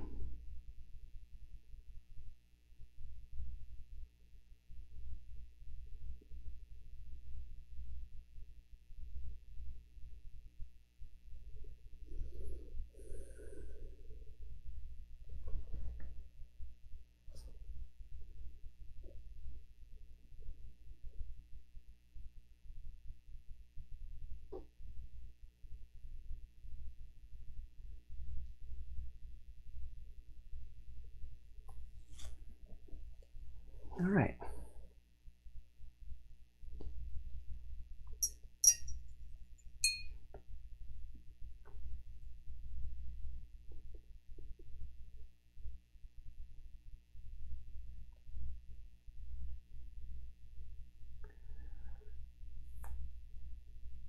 I like the way that has come out.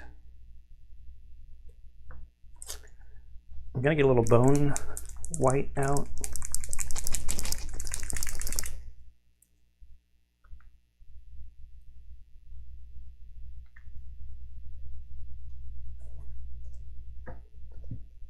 First thing I want to do see if I can try not to screw this model up.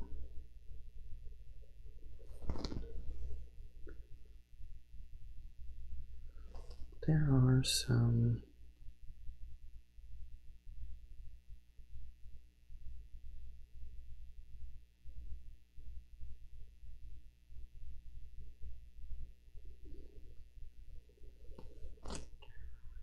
teeth on that thing. Little teeny tiny.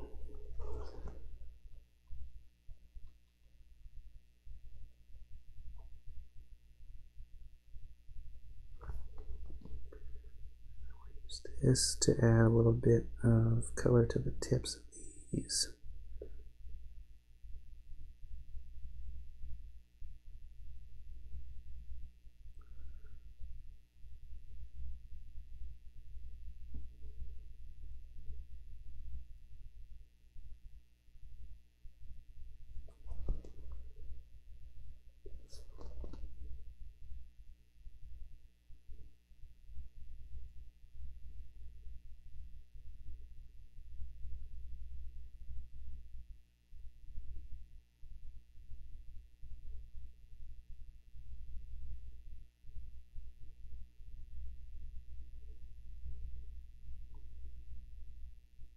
There's barely any on the brush right now.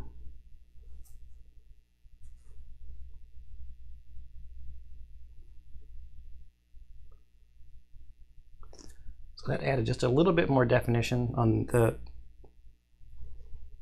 knuckles there. Beast knuckle guitar.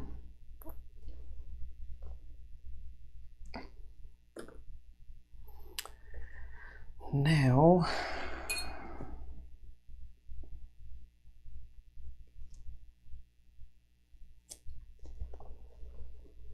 I'm going to mix a little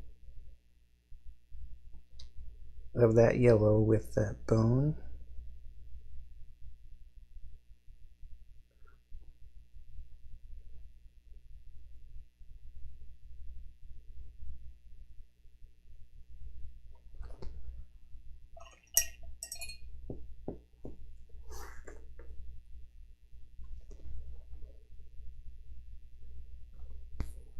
And just hit a couple more highlight parts. Just the tips.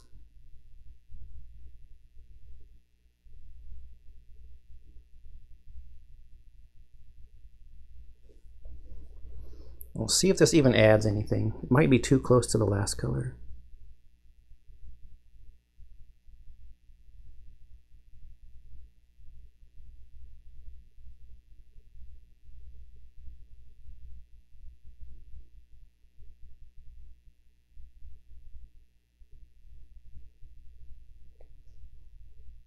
Take on, Jay.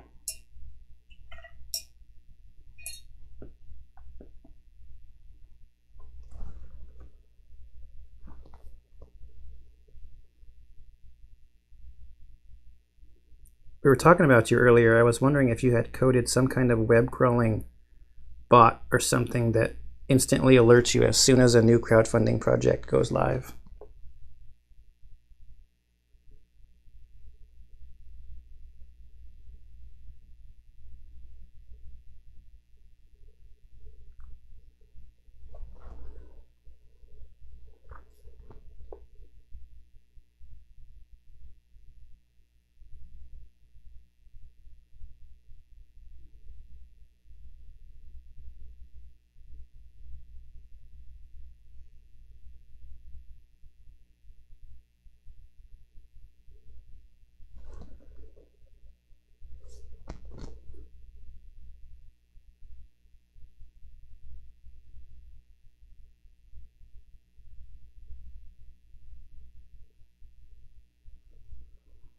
You're just on the internet too much. You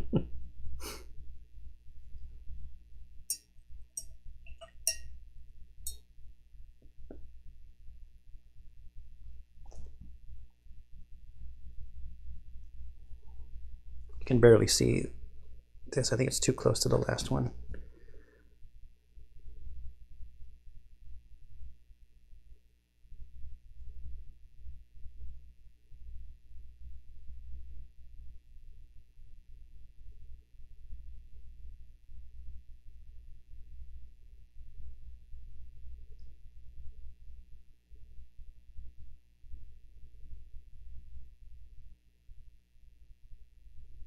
It's actually helping down here because it didn't get as bright down there.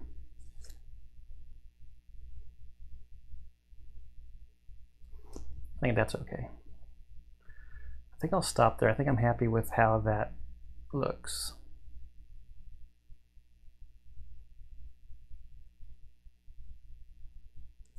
Any word? No. We were also talking about this earlier, how we're chatting every day about our oath-sworn woes.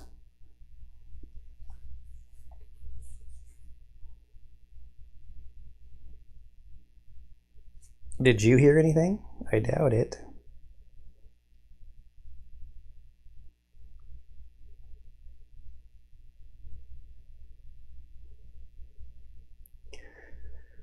So there's some metal left on this guy, but then there's this cloth. I think it's the cloth and the metal is the last couple of parts.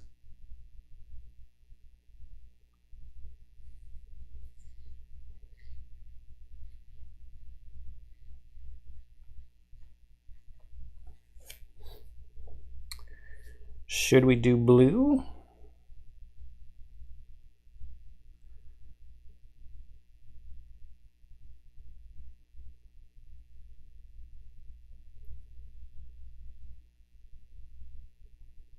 Oh, yeah, I was talking about doing a contrast over a base color, wasn't I? Or a speed paint. Do I have a light blue speed paint?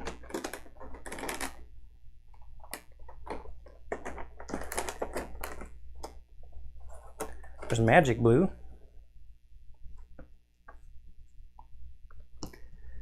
The problem with the speed paint idea is the parts of the cloth that are super thin.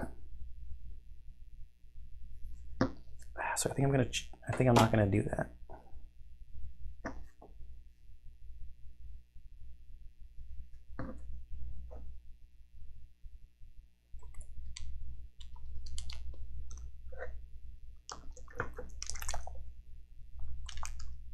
I must write the Oath-Sworn Blues for you too. Yes.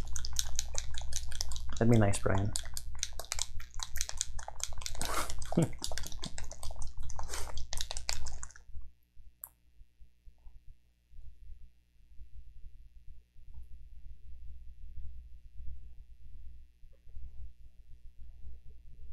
So I'm going to put like a very muted kind of... Muted's not the right word.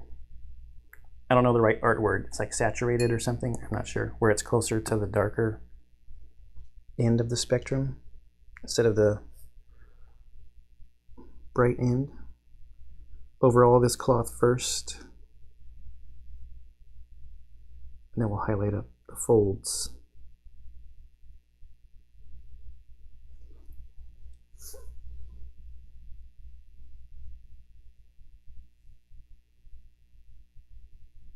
Are you painting, Kanjay, or it's probably too late for you right now, huh?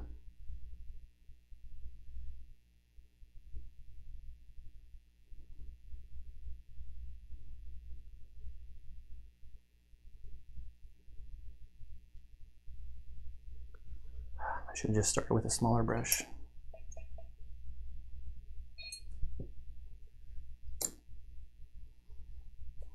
I haven't used metal on this one yet, so we'll go with the 0.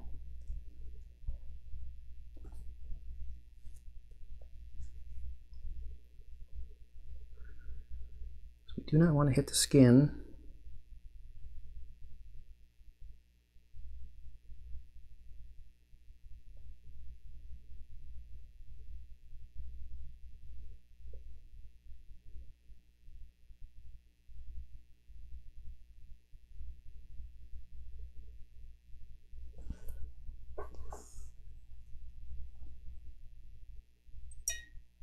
Oh, just in the mornings? Or I guess you're starting at noon or whatever now?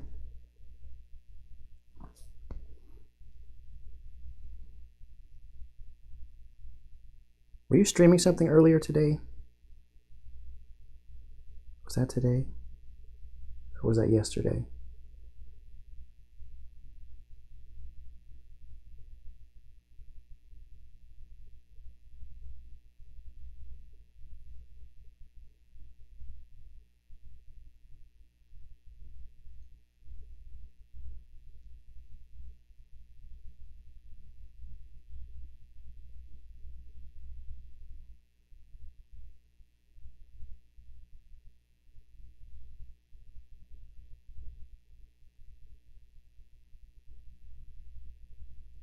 Marvel United.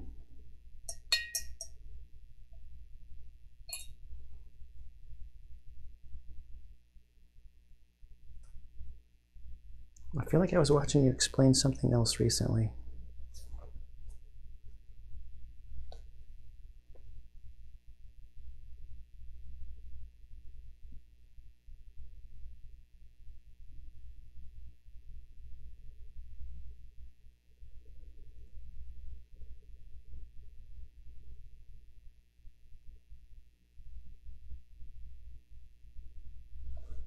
How is your campaign going?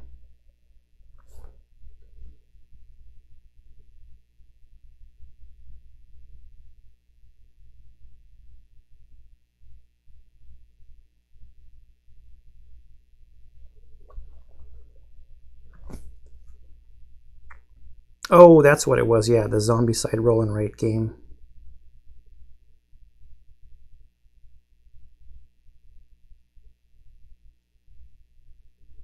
Good Lord, was that on Monday? How do I mix up Monday with today? The one you're doing with Steve and Kim, the Marvel United one.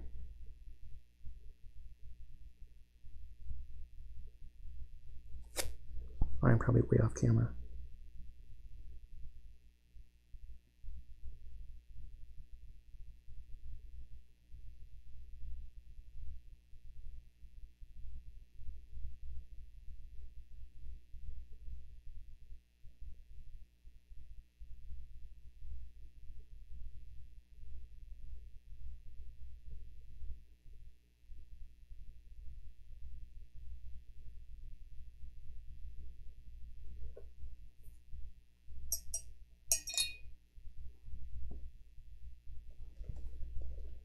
See, this little tiny skinny part right here would have been hard to not have the speed paint like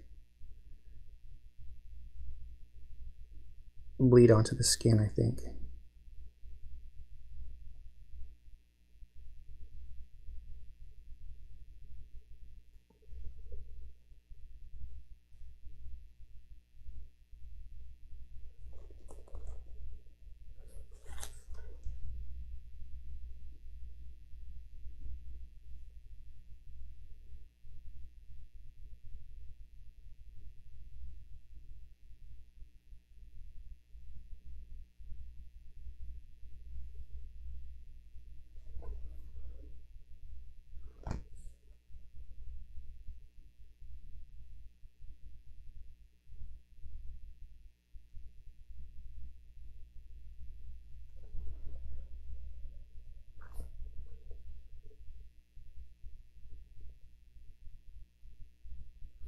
That's all cloth.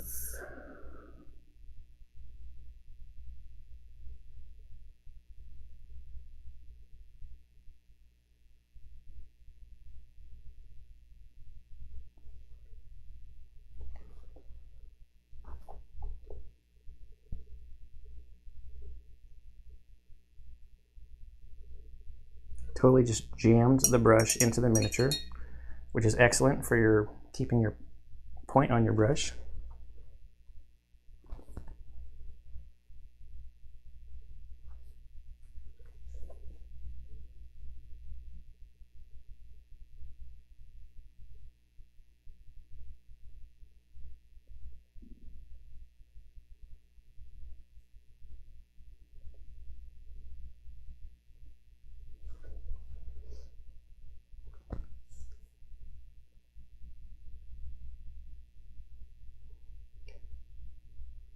No, the Marvel United campaign, the one you're doing with Steve and Kim, that's the one I was wondering about.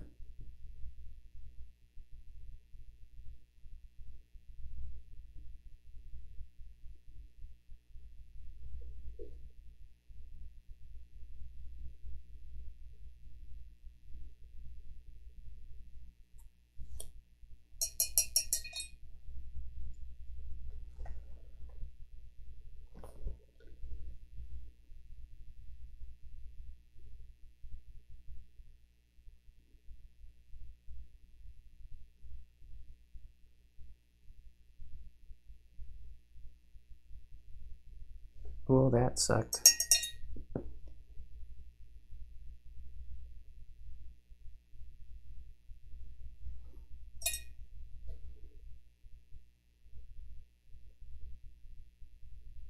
All right, I got it off of there. I hit his skin just a little tiny bit. Right there.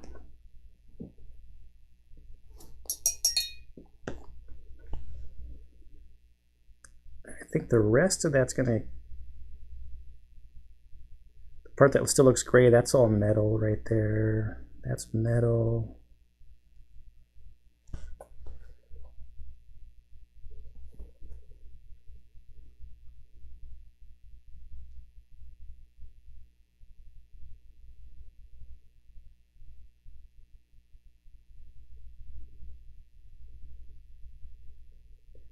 That needed a second coat.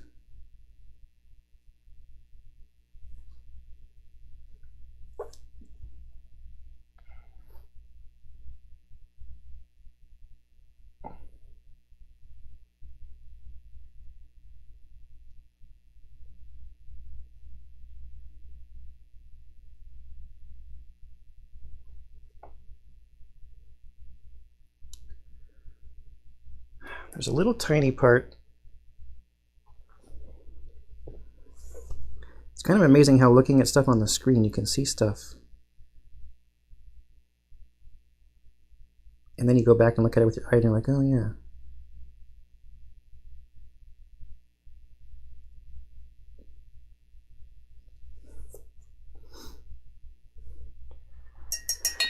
But of course that went onto his leg a little bit. Maybe not noticeable. Yeah.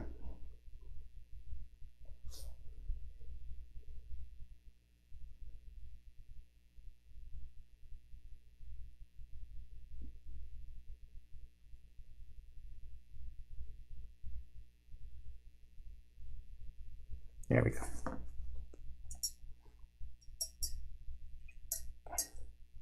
See you, Brian. Oh, speaking of school night, I just got to check something real quick. Okay. The kids' carpool message I had to check on.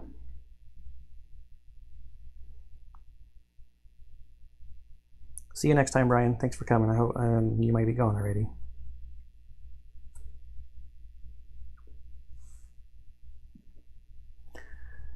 So these are going to be metal down here, just metalled and then washed. There's some armbands here. I think I'm going to make those gold. I'm going to just work on that metal real quick while that blue is drying, and then there's not a whole lot left to do. There's the lantern and that little thing.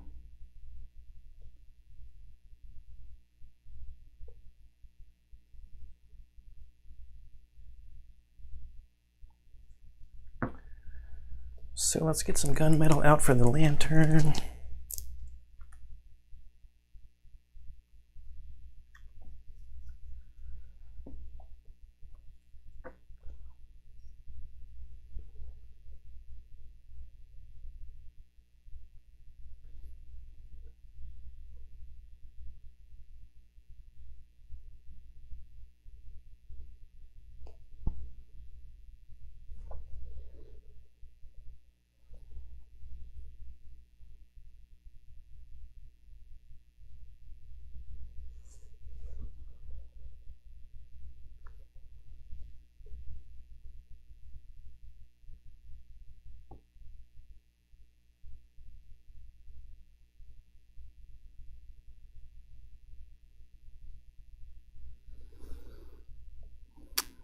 Maybe I'll wash it too,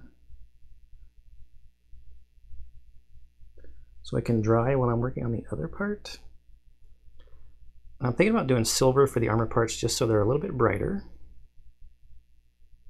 and probably gold for the armbands. Silver for that part. Maybe I'll do gold for that part.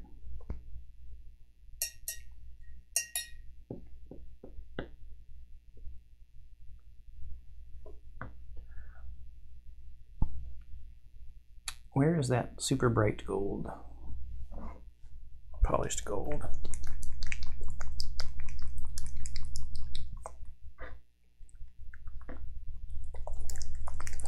think I'm just going to do gold on the armbands, and then all the other armor parts will be silver, and then obviously get dulled down when they get washed. Oh, did I just lick my metal brush? I think I did. And I put it in the wrong water. All right. Not smart.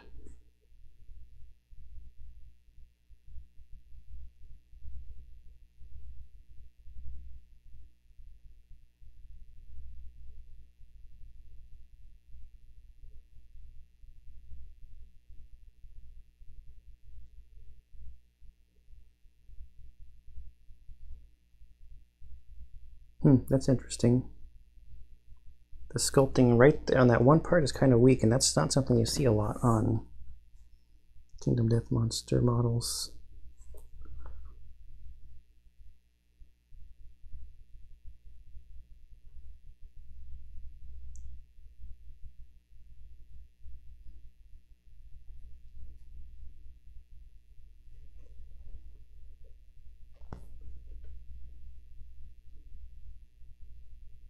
I shouldn't say the sculpting, because maybe it was in the molding.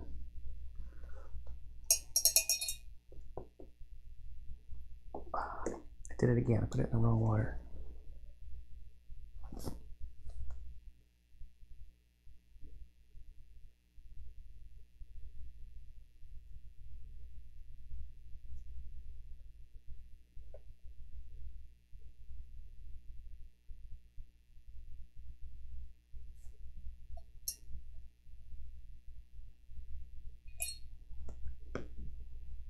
Super bright gold now, but will get washed.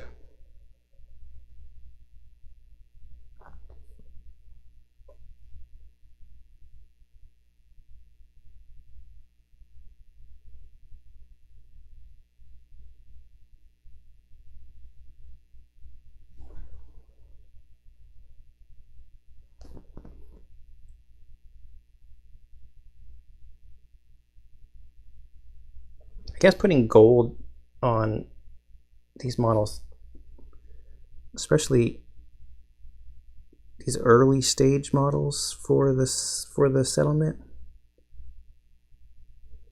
I guess it's not very thematic, but I don't care.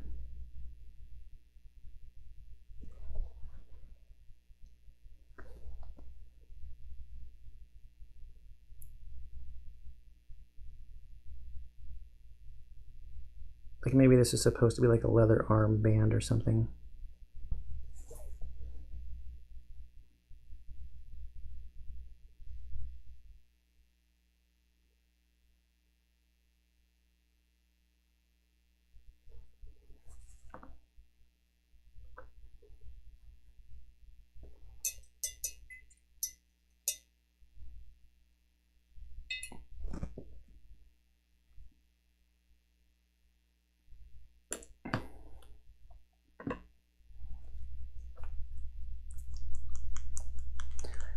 Okay, silver.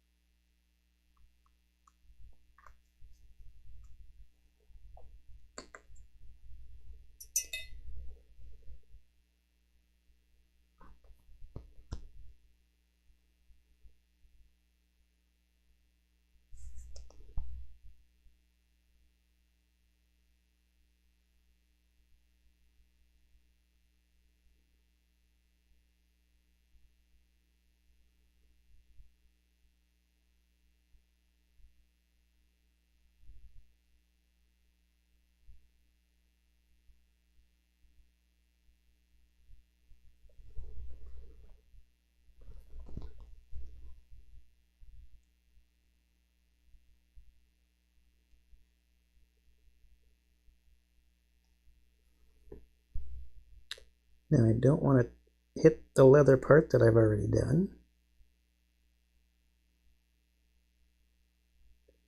So that would be a two-step process fix. Making it white first again. Yeah, that looks super bright, but it'll go down.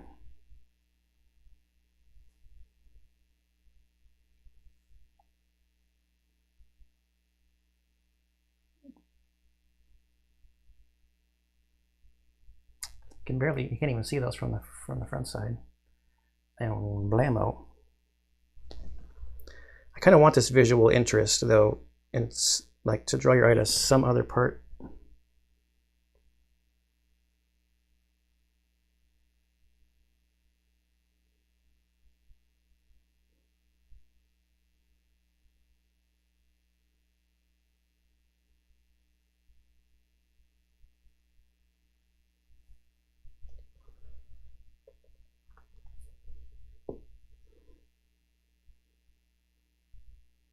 I don't want to paint over my fur.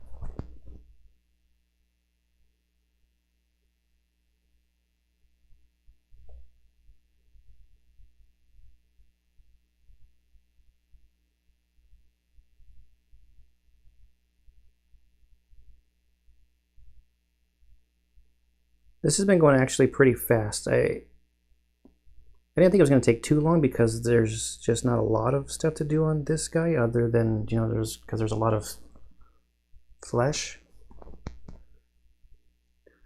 But even with the layering on the flesh and the layering on the fur and stuff, it hasn't been too bad. It feels like, how long has it been? 2 hours?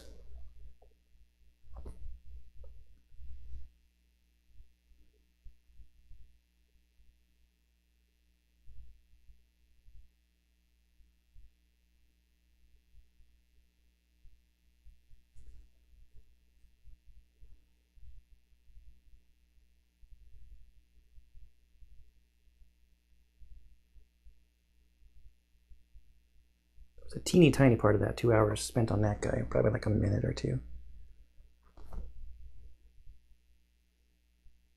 And talking and drying time, I guess, too. But drying time is all part of it. It's still part of, if you're only doing 1 mini at a time, especially, drying time is part of it. But you can get other stuff done, I guess, when your mini is drying.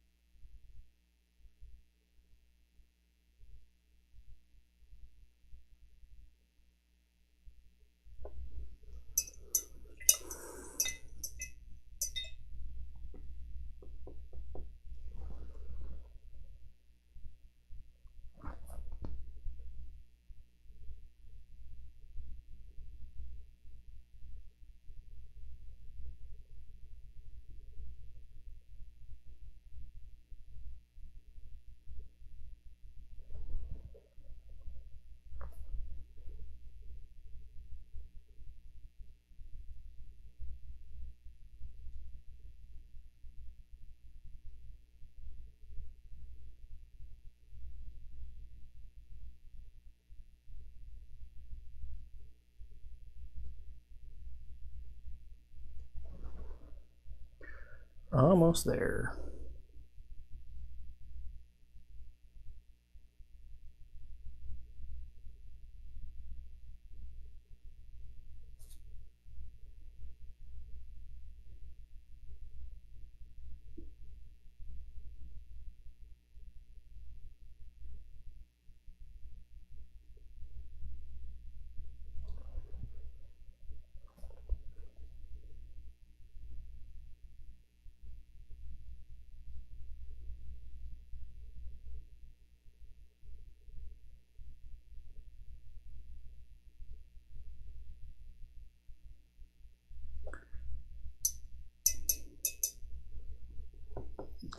It's now at the hard to get to spots that I can still see from the front. There we go. Got it from a different angle. All right, now his bottom part of the boot.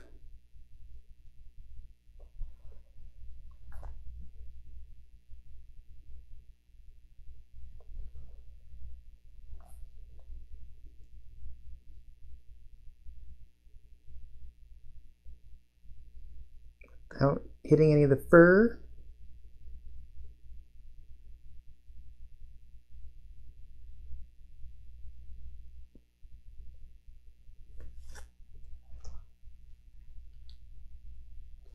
Yeah, we still got to do that little part right there in the front.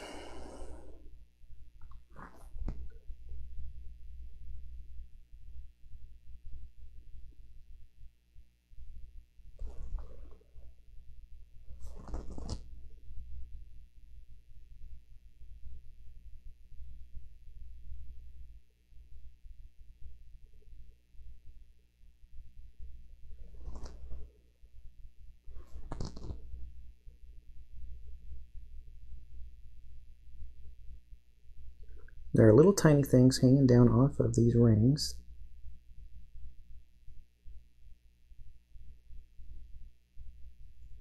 There we go.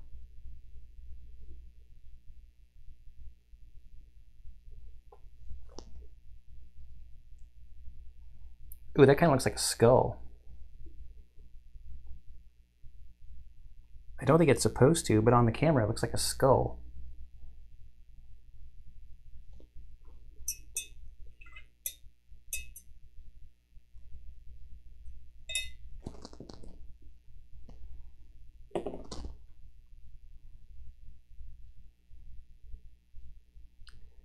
Okay, that needs to dry for a second. Let's paint that flask like a khaki color. Make it look like a, what are those things called from Asia?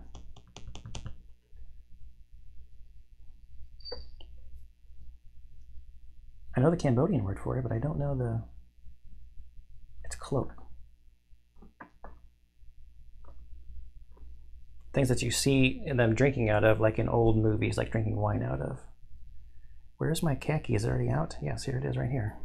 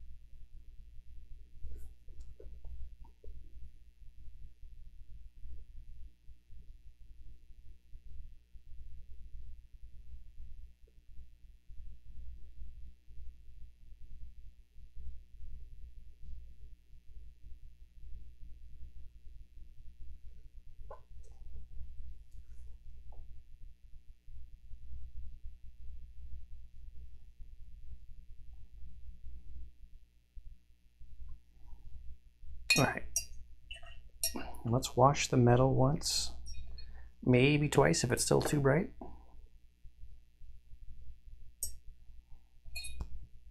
Then while that dries, I'm going to bring the blue up on the folds.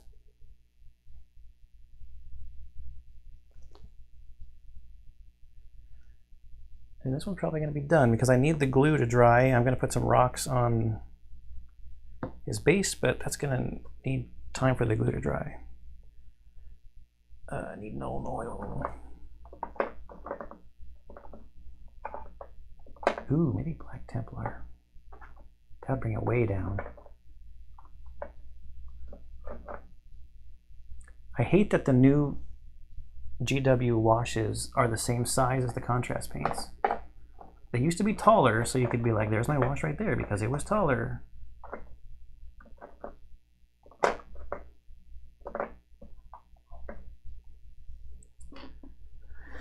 Oh man, I had already gotten it out.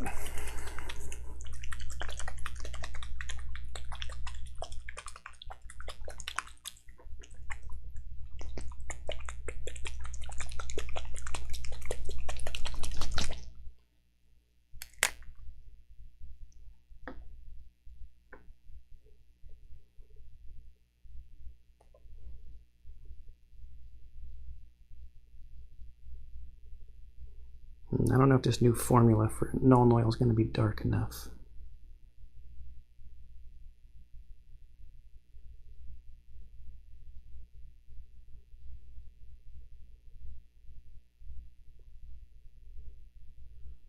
That doesn't look too bad.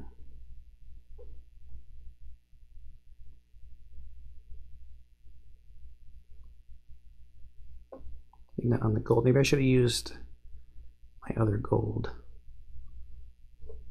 The Retribution Armor gold.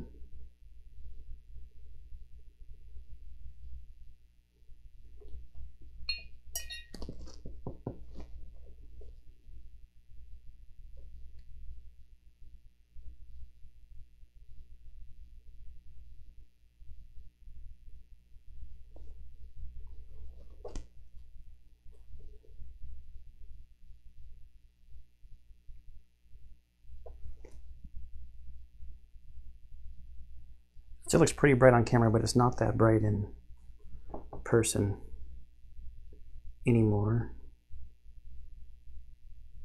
We'll see what happens as the Nuln Oil dries.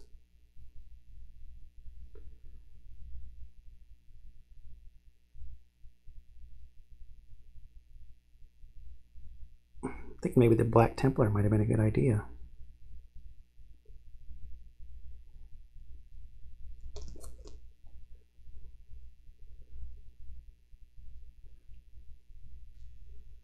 I've already had my one good idea for August, though. I can't remember what it was, so I'll wait till September. Then I can have a good idea again. Be done for the month.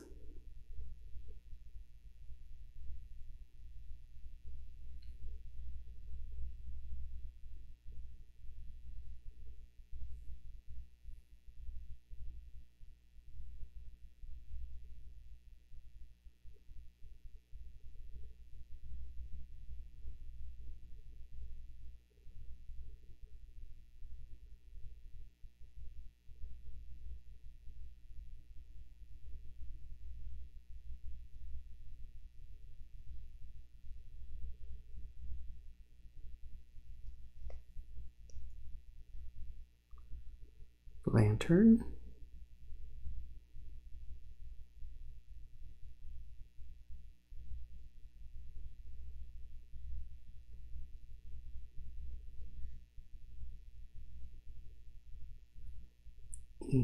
You.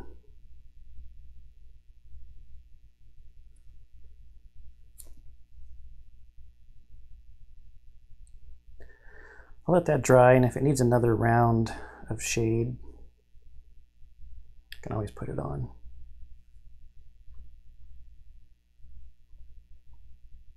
It's clearly not as bright now, like this part on the bottom.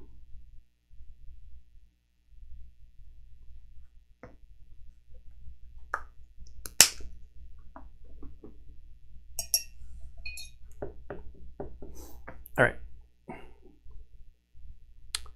Let's do something with the blue. Do something with the blue.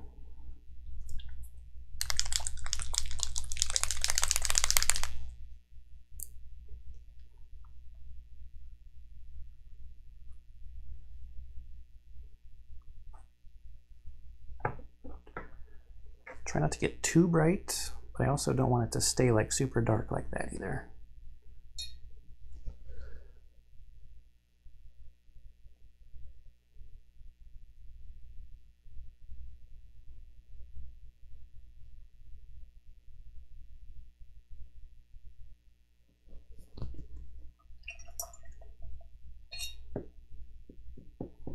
That brush is probably too big.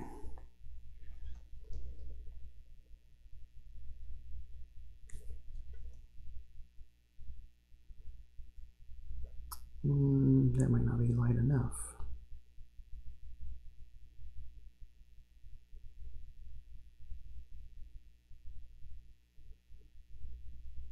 I think it's okay for a first pass.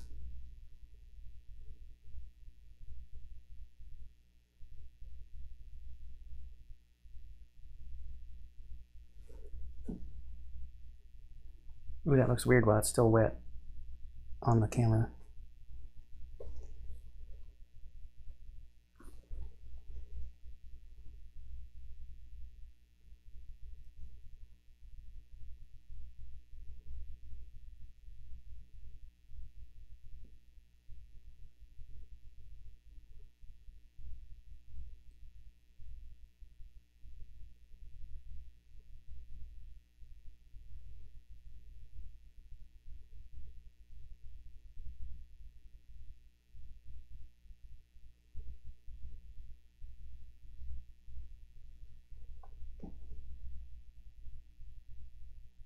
That's really shiny while it's wet on the camera for some reason. That's kind of weird.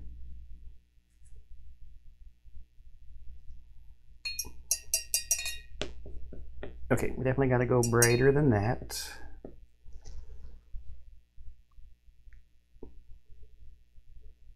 So we will go to an unmixed version of this color.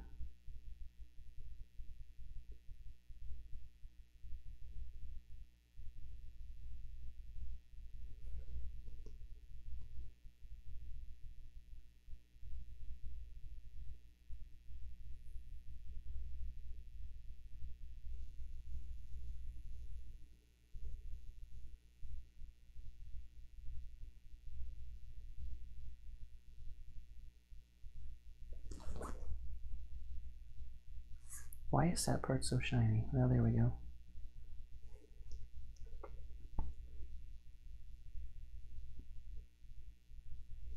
Maybe glare. It's just at the perfect angle for one of the lights in here.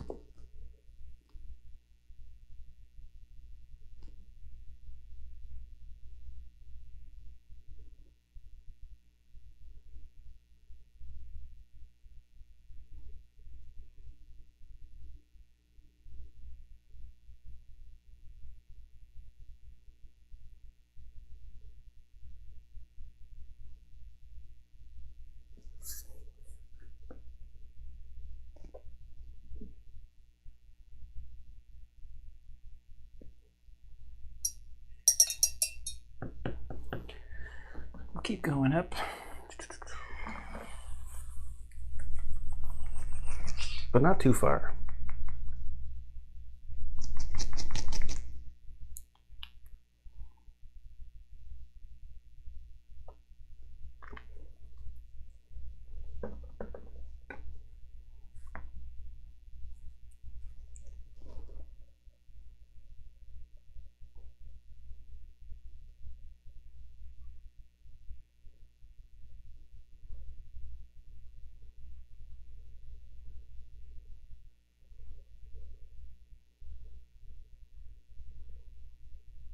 This might be the last color.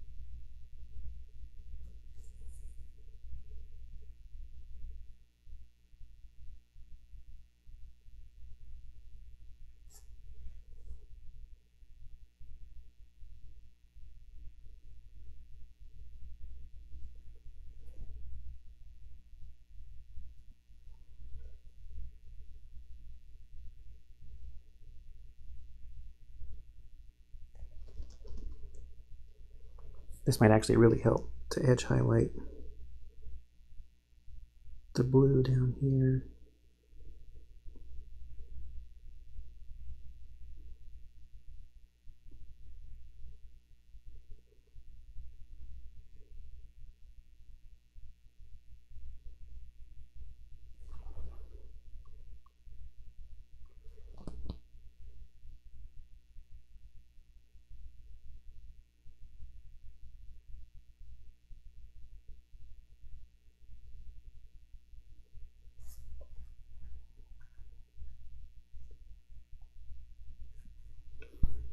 A little bit more up here.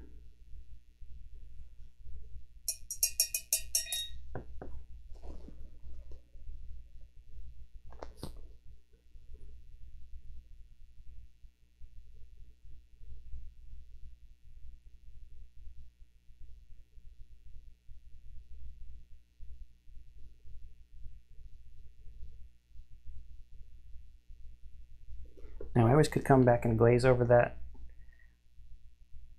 The way that the light is playing with it on the camera is a little bit different than what I'm seeing in person. It's really showing up on the camera.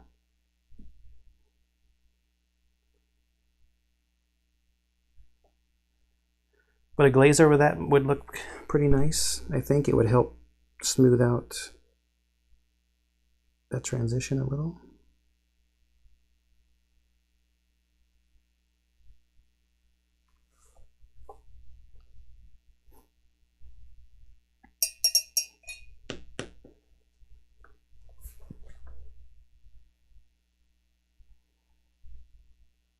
I don't know. I don't know if that, I kind of like that shiny metal on the legs. Some of that null oil is still not dry. You can see it in there, shining on the camera.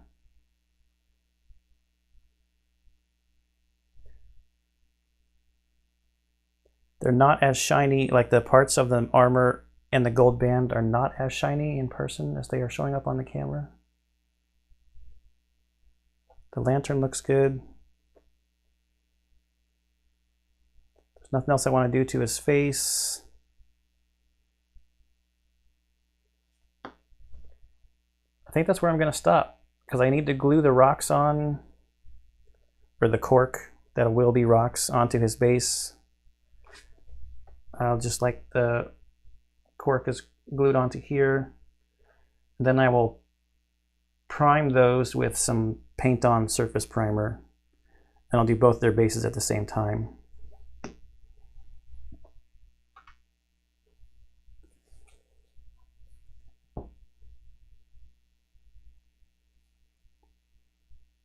I think that's going to be it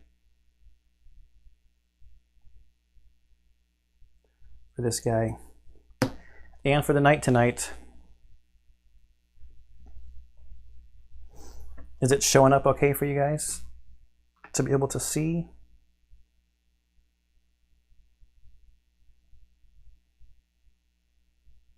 I'm probably going to end up going and glazing that.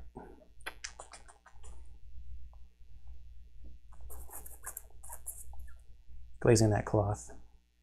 We'll see. I'll see how everything dries.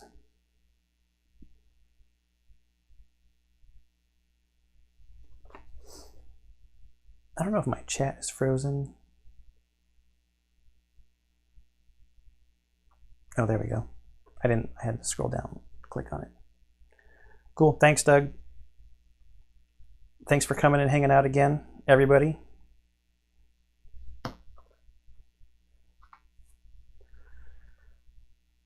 Like I said, I think that's where I'm going to call it. Unless there's any last minute questions or anything else you want to see.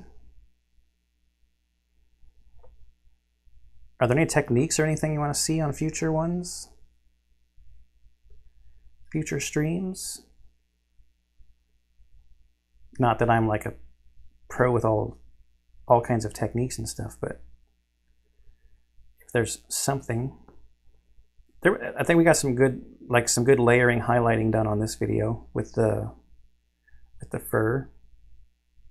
There's all kinds of techniques that were used on this guy. There was, let's do some detailed leather from layering on here, and then there was also just, hey, let's slap some speed paint on the leather part and call it a day. I mean, I could have gone back and highlighted the individual straps. There's a little part that looks like it got hit with metal. Oh, no, that's Nuln Oil. That's not dry. Have you tried under the green under the skin yet? No, I have not. Those videos that I've watched with the green under the skin are like several layers. I just did like 3 layers and then a wash over it for the skin. But I mean, you can still, I mean, the abs are defined. The chest is defined. You can see that scar on his leg. And there's some muscles that are defined on the leg. The shoulder and the bicep. I mean, it came out fine. So I do want to try that, but I'm going to try that sometime when I'm not trying to get through models. I really needed to get through these Kingdom Death Monster models so that I could get to the recording again. So I probably have about a week and a half now before Oathsworn shows up. I want to get some recording done of Stars of Ikarios and Kingdom Death Monster before it's going to be heads down painting Oathsworn and then playing Oathsworn time.